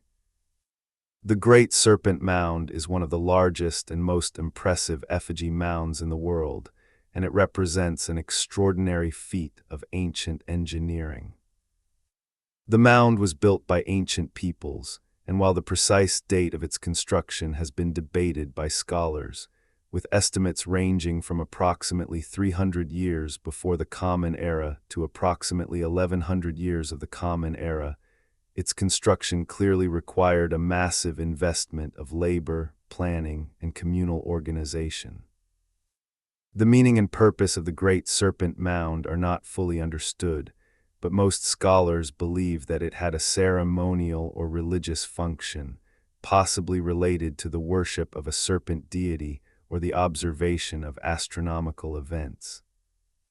The alignment of the serpent's body with certain astronomical phenomena, including the summer solstice sunset and the positions of certain stars, suggests that the builders of the mound possessed sophisticated astronomical knowledge and incorporated it into their serpentine monument. In ancient Angkor, the great capital of the Khmer Empire in Southeast Asia, which flourished from approximately the 9th to the 15th centuries of the Common Era, serpent imagery was a fundamental element of architectural design. The Naga, the multi-headed serpent of Hindu and Buddhist mythology, was one of the most important decorative motifs in Khmer architecture, and it appeared on virtually every major structure at Angkor. The causeway leading to the great temple of Angkor Wat, the largest religious monument in the ancient world, was flanked by massive stone balustrades in the form of multi-headed Nagas, their bodies forming the railings and their fan heads rearing up at the ends. At the Bayon Temple and at Angkor Thom, the great walled city that served as the Khmer capital, similar Naga balustrades lined the causeways and gates, creating a dramatic impression of approaching a realm guarded and sanctified by serpents. The Naga was not merely a decorative element in Khmer architecture. It was a symbol of cosmic order, divine protection, and the connection between the human world and the realm of the gods. The causeway lined with Nagas represented the rainbow bridge between earth and heaven, and the act of crossing it was a symbolic journey from the mundane world to the sacred precincts of the divine. The serpentine motif in ancient architecture was not limited to large-scale monuments. In ancient Greece, the meander pattern, a continuous line that turns back on itself in a series of right-angle turns, was one of the most common decorative motifs in art and architecture. While the meander is not directly a snake image, some scholars have suggested that it may have originated as a stylized representation of a serpent's undulating body, or that it was at least symbolically associated with the snake and with the concept of eternal return that the Ouroboros embodied. Whether or not this connection is valid, the meander was ubiquitous in ancient Greek architecture, appearing on temple friezes, on the borders of mosaics, on pottery, and on textiles, and its flowing, repetitive pattern does evoke the sinuous movement of a snake in a way that is difficult to dismiss entirely. In ancient Egypt, the serpentine form appeared in architecture in more direct ways. The walls of temples and tombs were frequently decorated with images of cobras, and the uraeus was incorporated into the design of column capitals, door lintels, and other architectural elements. At the temple complex of Karnak, one of the largest and most impressive religious sites in the ancient world, rows of ram-headed sphinxes lined the processional avenue leading to the main entrance, and each sphinx was flanked by a small statue of the pharaoh protected by the rearing hood of a cobra. The overall effect was one of overwhelming royal and divine power, with the cobra, the symbol of Wadjet and the protector of the pharaoh, watching over every approach to the sacred precincts. Let us now consider the ancient world's understanding of snake ecology and behavior, a subject that reveals the remarkable powers of observation and the sophisticated classificatory thinking of ancient peoples. While the ancient world did not possess the conceptual framework of biological science as it would later be understood, ancient naturalists, physicians, farmers, and hunters accumulated a vast body of practical knowledge about snakes, knowledge that was recorded in texts, passed down through oral traditions, and incorporated into the daily life of ancient communities. We have already discussed the contributions of Aristotle, Pliny the Elder, and the authors of the various medical texts of ancient Egypt, India, and China. But the ancient understanding of snake ecology and behavior went far beyond these famous texts.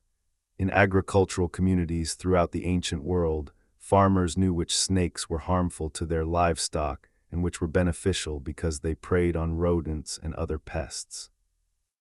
In pastoral societies, herders knew the habitats of venomous snakes and took precautions to protect their animals and themselves. In fishing communities, fishermen knew the behavior of sea snakes and water snakes and incorporated this knowledge into their daily routines. This practical, everyday knowledge of snakes was rarely written down, but it was essential to the survival and prosperity of ancient communities, and it represented a deep and nuanced understanding of the natural world that should not be underestimated. The ancient Indian classification of snakes was one of the most detailed and sophisticated in the ancient world. The Sushruta Samhita, as we have discussed, classified venomous snakes into several categories based on the type of venom they produced and the symptoms their bites caused. This classification system recognized that different types of snake venom produced different effects on the human body, a remarkably acute observation that anticipated the much later scientific understanding of the distinction between neurotoxic, hemotoxic, and cytotoxic venoms. Sushruta described snakes whose bites caused paralysis and respiratory failure, which correspond to the effects of neurotoxic venoms produced by cobras and krites. He described snakes whose bites caused swelling, bleeding, and tissue destruction, which correspond to the effects of hemotoxic and cytotoxic venoms produced by vipers and pit vipers. And he prescribed different treatments for each type, recognizing that a remedy that was effective against one type of envenomation might be useless or even harmful against another. This level of clinical sophistication was not equaled in the Western medical tradition for many centuries. The ancient Chinese classification of snakes was also remarkably detailed. Chinese pharmacological texts distinguished between different species of snakes based on their appearance, their habitats, their behavior, and the properties of their venom and flesh.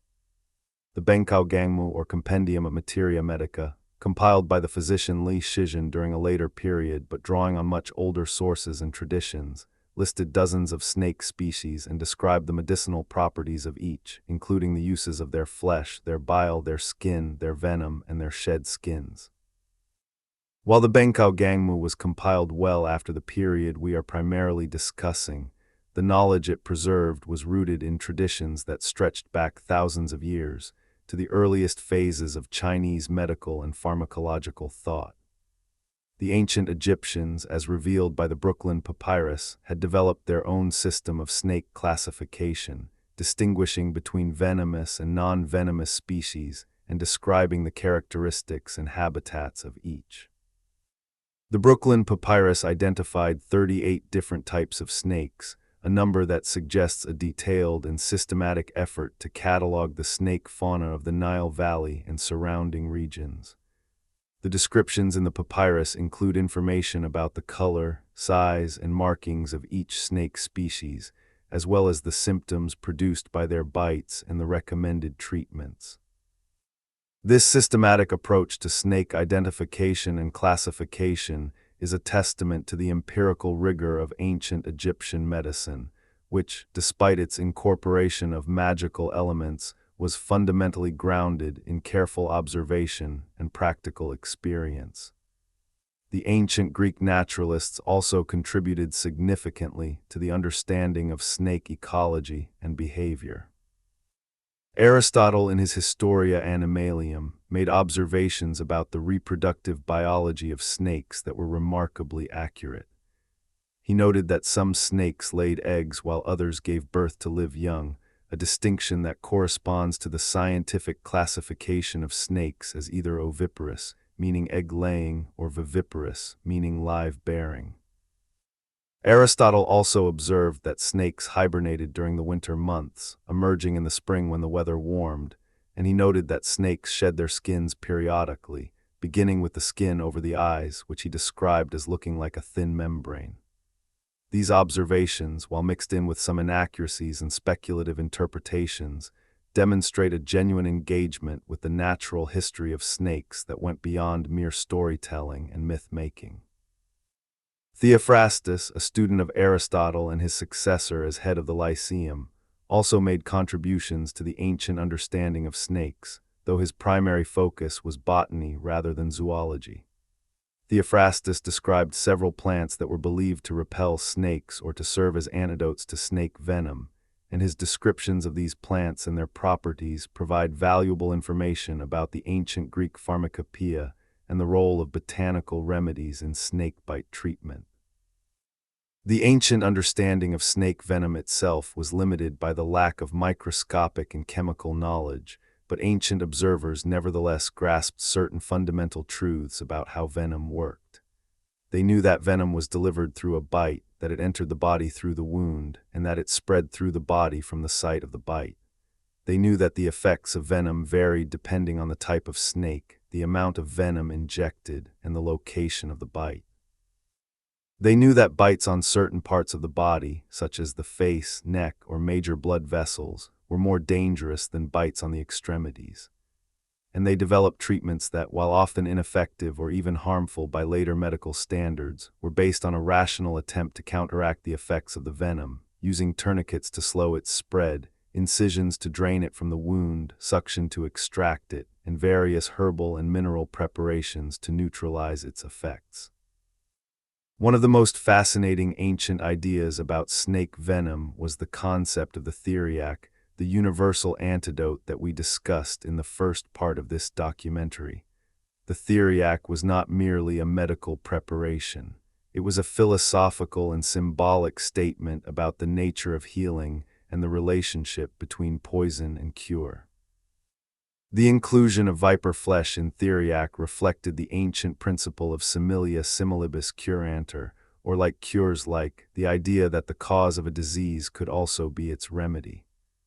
This principle, which was widespread in ancient medical thought, held that the body of the venomous snake contained within it the antidote to its own poison, and that by consuming the flesh of the viper, one could inoculate oneself against its venom. While this idea was not scientifically accurate in the way that the concept was formulated by the ancients, it does bear a striking resemblance to certain principles of immunology and toxicology that would be developed much later, including the idea that exposure to small amounts of a harmful substance can stimulate the body's defenses against larger doses. The legend of King Mithridates VI of Pontus, who gave his name to the original form of theriac, Mithridatium, is one of the most colorful stories in the history of ancient toxicology. Mithridates, who ruled the kingdom of Pontus in northeastern Anatolia during the 1st century before the Common Era, was famous for his obsessive fear of poisoning and his relentless efforts to develop an immunity to all known poisons.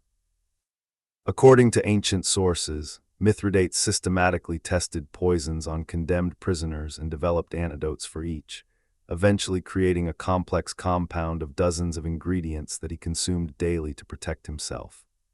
The irony of Mithridates' story is that when he was finally defeated by the Roman general Pompey the Great and sought to take his own life by swallowing poison, his lifelong habit of consuming antidotes had rendered him immune, and the poison had no effect. He was forced to order a servant to kill him with a sword instead. Whether this story is entirely true or has been embellished by later writers, it illustrates the ancient fascination with the dual nature of poison and cure, and the central role that snake venom played in ancient toxicological thought. Let us now explore the role of the snake in the funerary practices and afterlife beliefs of ancient civilizations. In many ancient cultures, the snake was closely associated with death, the underworld, and the journey of the soul after death, and this association shaped the way ancient peoples prepared their dead and imagined the fate that awaited them beyond the grave. In ancient Egypt, the snake was a prominent figure in the elaborate funerary texts that guided the deceased through the dangers of the underworld. The pyramid texts, the coffin texts, and the Book of the Dead, the 3 great corpora of Egyptian funerary literature, are filled with references to snakes, both as threats to be overcome and as protective figures to be invoked. The underworld, known as the Jewet, was imagined as a dangerous landscape filled with monstrous serpents, lakes of fire, and other perils that the deceased had to navigate in order to reach the judgment hall of Osiris and attain eternal life. Spells and incantations designed to protect the deceased from these serpentine dangers were among the most common and most important elements of the funerary texts. The deceased was provided with magical knowledge, secret names, and protective formulas that would allow them to overcome the serpents of the underworld and pass safely to the realm of the blessed dead. At the same time, certain snakes in the Egyptian underworld were not enemies but allies. The snake god Mehen, whose name means the coiled one, was depicted as a protective serpent who coiled around the sun god Ra's bark as it traveled through the underworld, shielding Ra from the attacks of Apophis and other malevolent forces. Mehen was a powerful protector, and his image was invoked in funerary texts and amulets as a guardian of the deceased.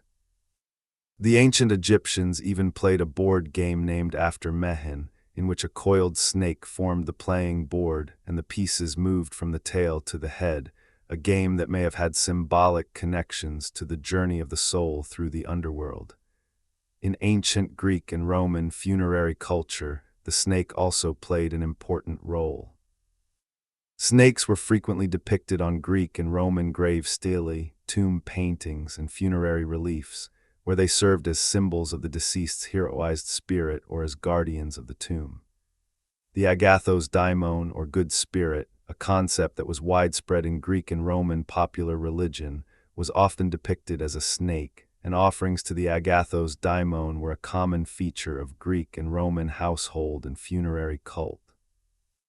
In the hero cults of ancient Greece, which honored exceptional individuals who were believed to have attained a semi-divine status after death, the snake was a particularly important symbol. The hero's tomb was often marked by a snake, and offerings to the hero were sometimes placed in snake-adorned vessels. The association between the hero and the snake may have originated in the observation that snakes often inhabited tombs and ruins, leading to the belief that the hero's spirit had taken serpentine form. In the ancient civilizations of Mesoamerica, the connection between snakes and death was equally profound. The Aztec underworld, known as Mictlan, was imagined as a dark and terrible place through which the spirits of the dead had to journey for 4 years before reaching their final resting place. Among the many dangers and ordeals that the dead faced in Mictlan were encounters with monstrous serpents and other terrifying creatures. The Aztec god of the underworld, Mictlantecuhtli, was often depicted with skeletal features and was associated with spiders, owls, bats, and snakes, all creatures that the Aztecs associated with death, darkness, and the realm beneath the earth. The snake's connection to the underworld in Aztec thought was reinforced by the observation that snakes lived in holes and burrows in the earth, emerging from the ground like spirits rising from the realm of the dead. The Maya civilization also associated snakes with death and the underworld. In Maya cosmology, the underworld was known as Xibalba, meaning place of fright, and it was ruled by a pair of death gods known as Hun-Came and Vucub-Came.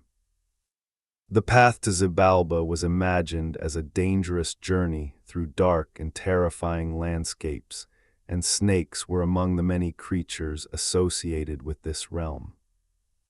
The vision serpent, which we discussed in the first part of this documentary, served as a conduit between the world of the living and the world of the dead, and the bloodletting rituals that summoned the vision serpent were fundamentally concerned with establishing contact with deceased ancestors and with the supernatural forces that govern the realm beyond death. In the ancient civilizations of the Andes, snakes were also associated with the underworld and with death.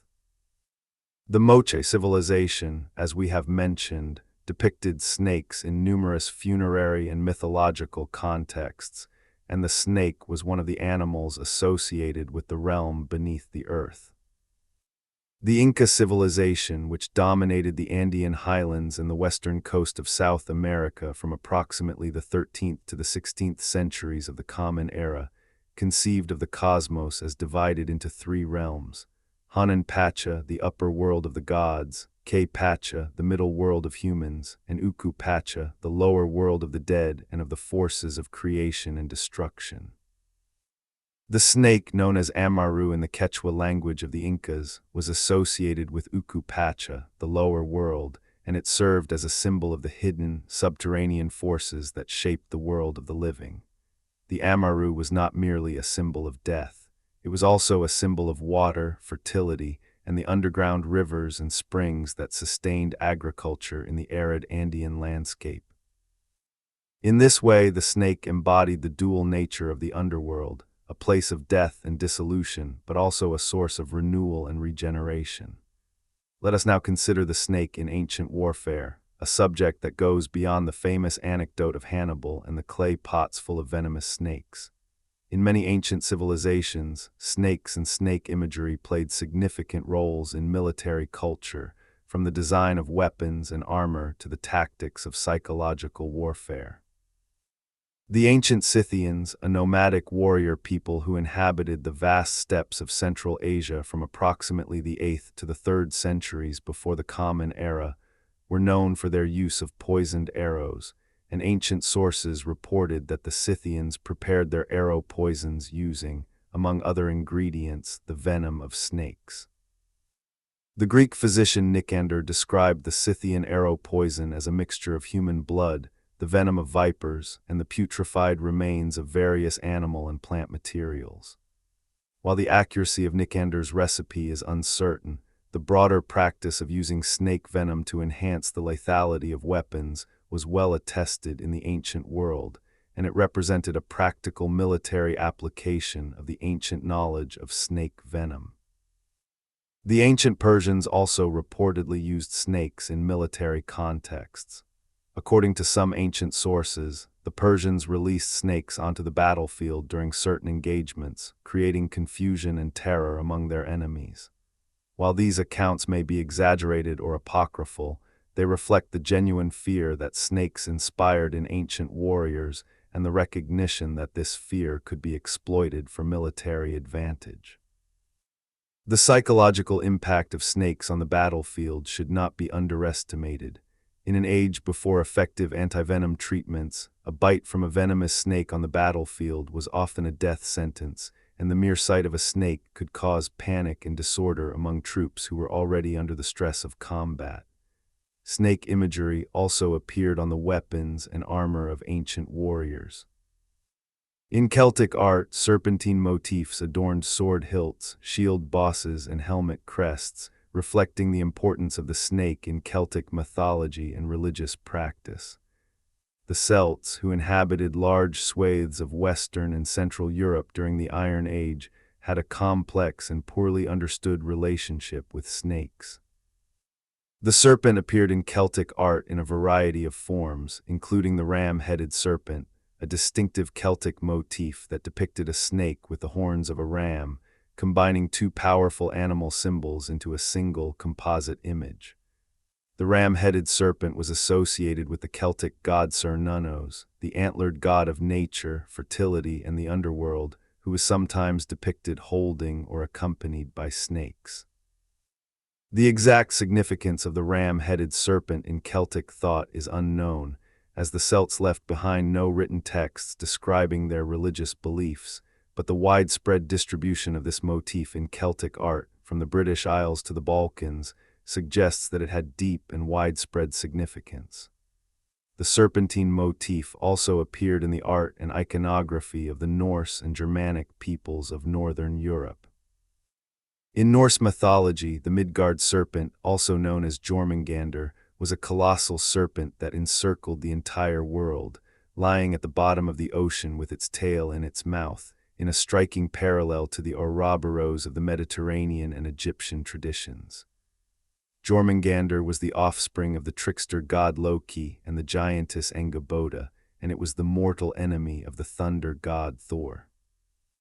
According to Norse mythology, Thor and Jormungandr were destined to slay each other during Ragnarok, the great battle at the end of the world, when the gods and giants would meet in a final, apocalyptic conflict. Thor would strike Jormungandr with his mighty hammer Mjolnir, killing the serpent, but he would then stagger 9 steps before falling dead himself, killed by the serpent's venom. This myth, recorded in the Prose Edda and the Poetic Edda, the great literary compilations of Norse mythology, represents one of the most dramatic and powerful expressions of the ancient theme of the cosmic serpent, the great snake that embodies the forces of chaos and destruction, and whose death heralds the end of one world and the birth of another. The Midgard serpent was not the only serpentine figure in Norse mythology. Nidhogg, a serpent or dragon that gnawed at the roots of Yggdrasil, the great world tree that connected the 9 realms of Norse cosmology, was another powerful symbol of the destructive forces that threatened the order of the universe. Nidhogg fed on the corpses of the dead and constantly gnawed at the roots of the world tree, weakening its foundations and hastening the coming of Ragnarok. The image of Nidhogg endlessly devouring the roots of the cosmic tree is a haunting metaphor for the forces of entropy and decay that work ceaselessly to undermine the fabric of existence. In the ancient cultures of sub-Saharan Africa, snakes played important roles in warfare, politics, and social organization. In the kingdom of Dahomey, as we discussed in the first part of this documentary, the python was sacred and its killing was forbidden. But the Dahomean military, one of the most formidable fighting forces in West Africa, also drew on serpentine symbolism in its military culture. The Amazons of Dahomey, the famous all-female warrior regiment, were sometimes associated with serpentine imagery, and the kingdom's political and military iconography incorporated snake motifs alongside other powerful animal symbols such as the leopard and the shark. In the ancient kingdom of Benin, in what is now southern Nigeria, the snake was one of the most important animals in the royal iconography. The Benin bronzes, the famous collection of brass plaques and sculptures that adorned the royal palace of the Oba, or king of Benin, frequently depicted snakes in positions of prominence. Serpentine figures coiled down the pillars and rooflines of the palace, and snake imagery appeared on the ceremonial weapons, armor, and regalia of the Oba and his warriors. The snake in Benin court art symbolized various concepts, including royal authority, the power of the Oba to command the forces of nature, and the connection between the human world and the spiritual realm. Let us now consider the ecological impact that ancient snakes had on their environments and the ways in which the ancient ecosystems shaped the evolution of snakes. The story of snake evolution is not merely a story of snakes. It is a story of the intricate relationships between snakes and the other organisms with which they shared their world, a story of predator and prey, of competition and cooperation, of adaptation and extinction. During the Cretaceous period, when the earliest snakes were evolving from their lizard ancestors, the world's ecosystems were dominated by dinosaurs. The largest predators were theropod dinosaurs, and the largest herbivores were sauropods and ornithischians. In this world of giants, the earliest snakes were small, inconspicuous creatures, occupying ecological niches that the dinosaurs did not fill. They preyed on insects, small lizards, amphibians, and perhaps the eggs and hatchlings of larger animals, as the fossil of Sanajeh coiled around the sauropod nest so dramatically illustrates. The early snakes were not apex predators. They were survivors, adaptable generalists that found ways to make a living in the shadow of the dinosaurs. After the mass extinction at the end of the Cretaceous, the ecological landscape changed dramatically. With the dinosaurs gone, mammals began their great evolutionary radiation, diversifying into a bewildering array of forms and sizes. Snakes diversified alongside them, evolving new body plans, new hunting strategies, and new venom systems to deal with the new mammalian prey that was suddenly available. The evolution of venom was one of the most important innovations in the history of snakes, allowing them to subdue prey that might otherwise be too large, too strong, or too fast for a legless predator to capture. The evolution of the venom delivery system, including the development of specialized hollow or grooved fangs for injecting venom, was a complex and gradual process that occurred independently in several different snake lineages, producing the diverse array of venomous snakes that would eventually populate the ancient world. The co-evolution between snakes and their prey was a driving force in the evolution of both groups. As snakes evolved more effective venom and more efficient hunting strategies, their prey evolved countermeasures, including venom resistance, warning coloration, and behavioral adaptations to avoid predation. The evolution of venom resistance in certain prey animals, including some species of ground squirrels, opossums, and mongooses, is a remarkable example of the arms race between predator and prey that characterizes much of evolutionary history. And the evolution of mimicry, in which harmless snakes evolved to resemble venomous species, further complicating the ecological picture, is another fascinating chapter in the story of snake evolution. The relationship between snakes and birds was another important dimension of ancient snake ecology. Many species of birds prey on snakes, and many species of snakes prey on birds and their eggs. This predator-prey relationship has shaped the evolution of both groups in numerous ways. The evolution of raptor vision, the extraordinary visual acuity of hawks, eagles, and other birds of prey, may have been driven in part by the need to spot camouflaged snakes on the ground. And the evolution of defensive behaviors in snakes, including the hood display of cobras, the rattle of rattlesnakes, and the various forms of mimicry and camouflage employed by snakes around the world, was shaped in part by the threat of predation from birds.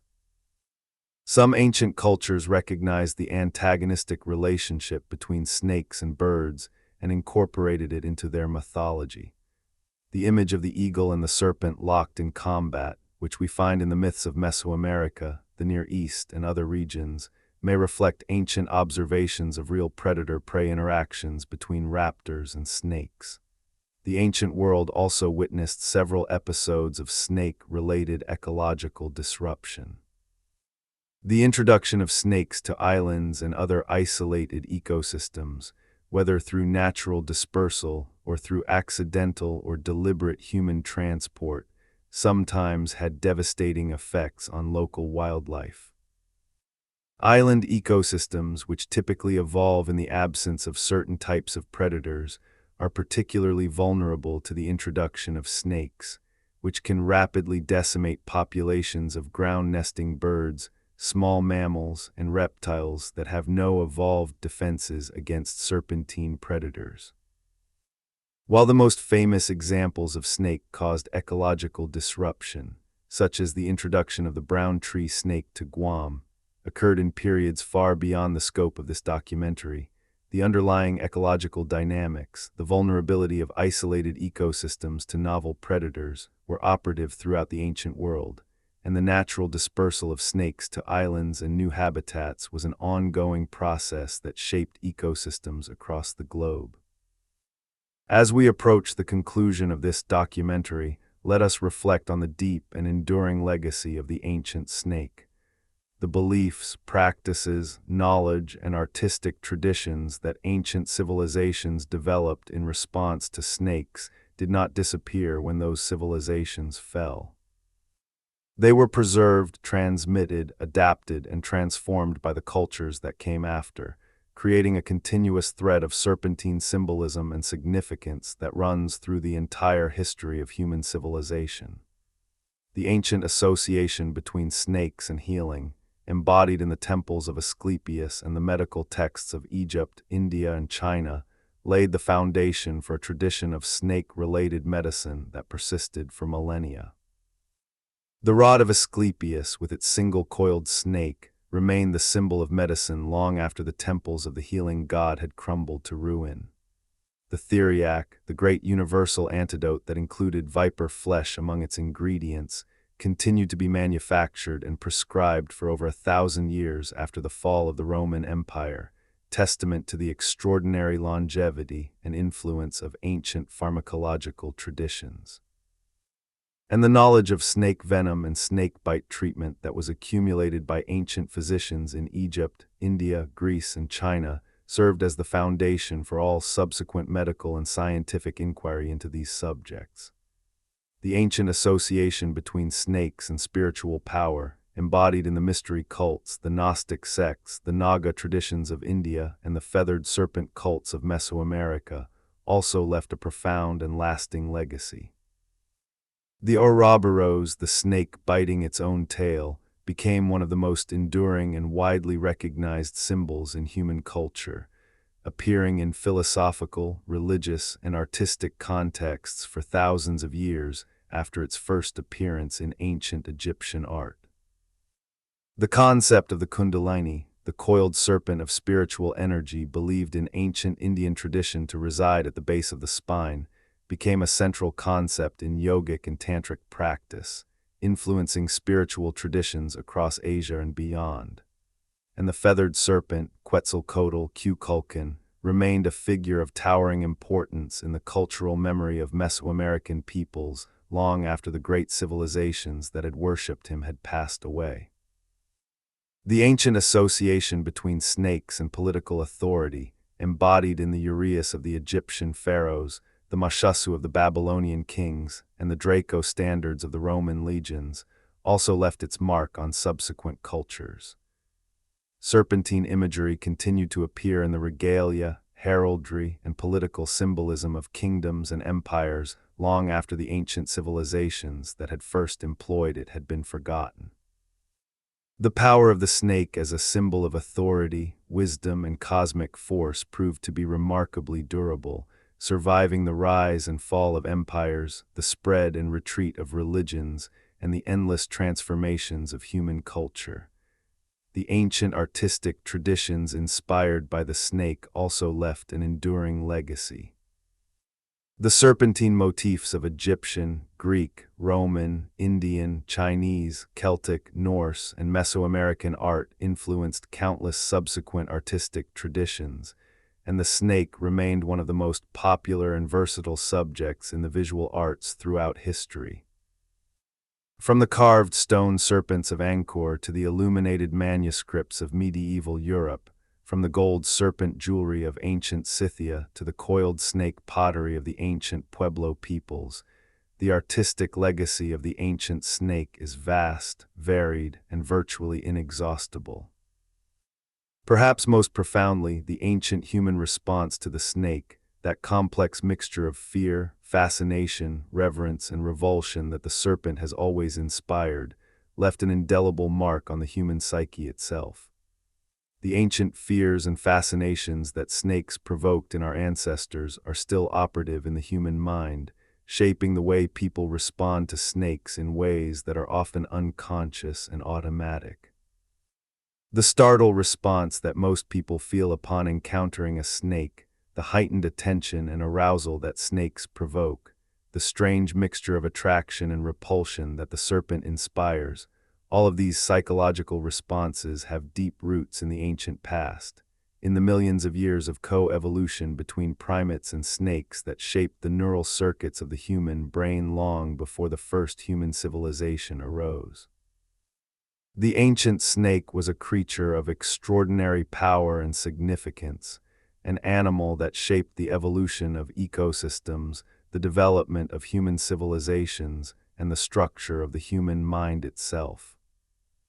From the legless lizard ancestors of the Cretaceous period to the cosmic serpents of ancient mythology, from the giant Titanoboa of the Paleocene swamps to the sacred snakes of the Asclepius, from the venomous cobras of the Egyptian deserts to the feathered serpents of Teotihuacan, the story of the ancient snake is one of the most remarkable and far-reaching stories in the entire history of life on Earth. And now, as we bring this documentary to a close, let us pause one final time to consider the sheer scope and magnitude of the story we have told. We have traveled from the depths of geological time, from a world 167 million years old, to the great human civilizations that rose along the banks of the Nile, the Tigris and Euphrates, the Indus and the Ganges, the Yellow River and the Yangtze, the rivers and lakes of Mesoamerica, the highlands of the Andes, and the coastlines of the Mediterranean. We have witnessed the evolution of the snake from a small, burrowing lizard-like creature to a diverse and successful group of predators that colonized every continent and every major ecosystem on the planet. We have seen how the snake shaped the myths and religions of every ancient civilization, inspiring some of the most powerful and enduring symbols in human culture. We have examined the ancient world's medical, scientific, and practical engagement with snakes, from the Brooklyn Papyrus to the Sushruta Samhita, from the Theriac of the Roman physicians to the snake classifications of the ancient Chinese pharmacologists. We have explored the monumental architectural and artistic achievements inspired by the serpent, from the temples of Teotihuacan to the gates of Babylon, from the pyramids of Chichen Itza to the causeways of Angkor. And we have considered the deep psychological and ecological legacies of the ancient snake, the ways in which the serpent has shaped not only human culture, but the very structure of the human mind. The ancient snake is gone. Titanoboa no longer coils in the swamps of the Paleocene. Gigantophis no longer hunts in the forests of ancient Africa. Wonambi no longer lurks in the caves of Australia. Sanajeh no longer raids the nesting sites of sauropod dinosaurs. The great temples of Asclepius have fallen into ruin. The mystery cults of the ancient Mediterranean have been silent for centuries. The pharaohs no longer wear the uraeus. The priests of Quetzalcoatl no longer ascend the blood-stained steps of the feathered serpent's temple. The ancient world, with all its gods and monsters, its heroes and villains, its terrors and wonders, has passed away, leaving behind only stones and bones and the fading echoes of its stories. But the snake endures. It endures in the fossil record, where the bones of ancient serpents tell the story of evolution and extinction. It endures in the myths and legends that have been passed down through generations, from parent to child, from teacher to student, from one civilization to the next. It endures in the symbols and images that still populate the visual landscape of human culture. It endures in the medical and scientific traditions that trace their origins to the ancient physicians who first sought to understand the mysteries of snake venom and snake bite. And it endures in the human mind, in the deep, instinctive response that the serpent still provokes, a response that connects every living human being to the ancient past, to the primordial encounter between primate and serpent that shaped the very architecture of our perception and our emotion. The ancient snake taught humanity many things. It taught us about the dual nature of the natural world, its capacity for both beauty and danger, for healing and destruction, for renewal and death. It taught us about the power of symbols, the ability of a single image, a coiling serpent, a rearing cobra, a feathered serpent descending a pyramid, to convey meaning so deep and so complex that words alone cannot capture it. It taught us about the importance of observation and practical knowledge, the necessity of understanding the natural world not merely through myth and metaphor but through careful empirical study. And it taught us about ourselves, about our fears and our fascinations, our desire to understand the world and our inability to fully do so, our longing for immortality and our acceptance of death, our need to find meaning in the natural world and our willingness to create meaning where none may. The story of the ancient snake is, in the end, the story of humanity itself. It is the story of how a small, clever, curious, and terrified primate species encountered a creature that embodied everything that was mysterious, dangerous, and fascinating about the world, and how that encounter shaped everything that followed, from the earliest cave paintings to the greatest temples, from the most primitive healing spells to the most sophisticated medical treatises, from the simplest folk tales to the most profound philosophical and religious visions that the human mind has ever produced.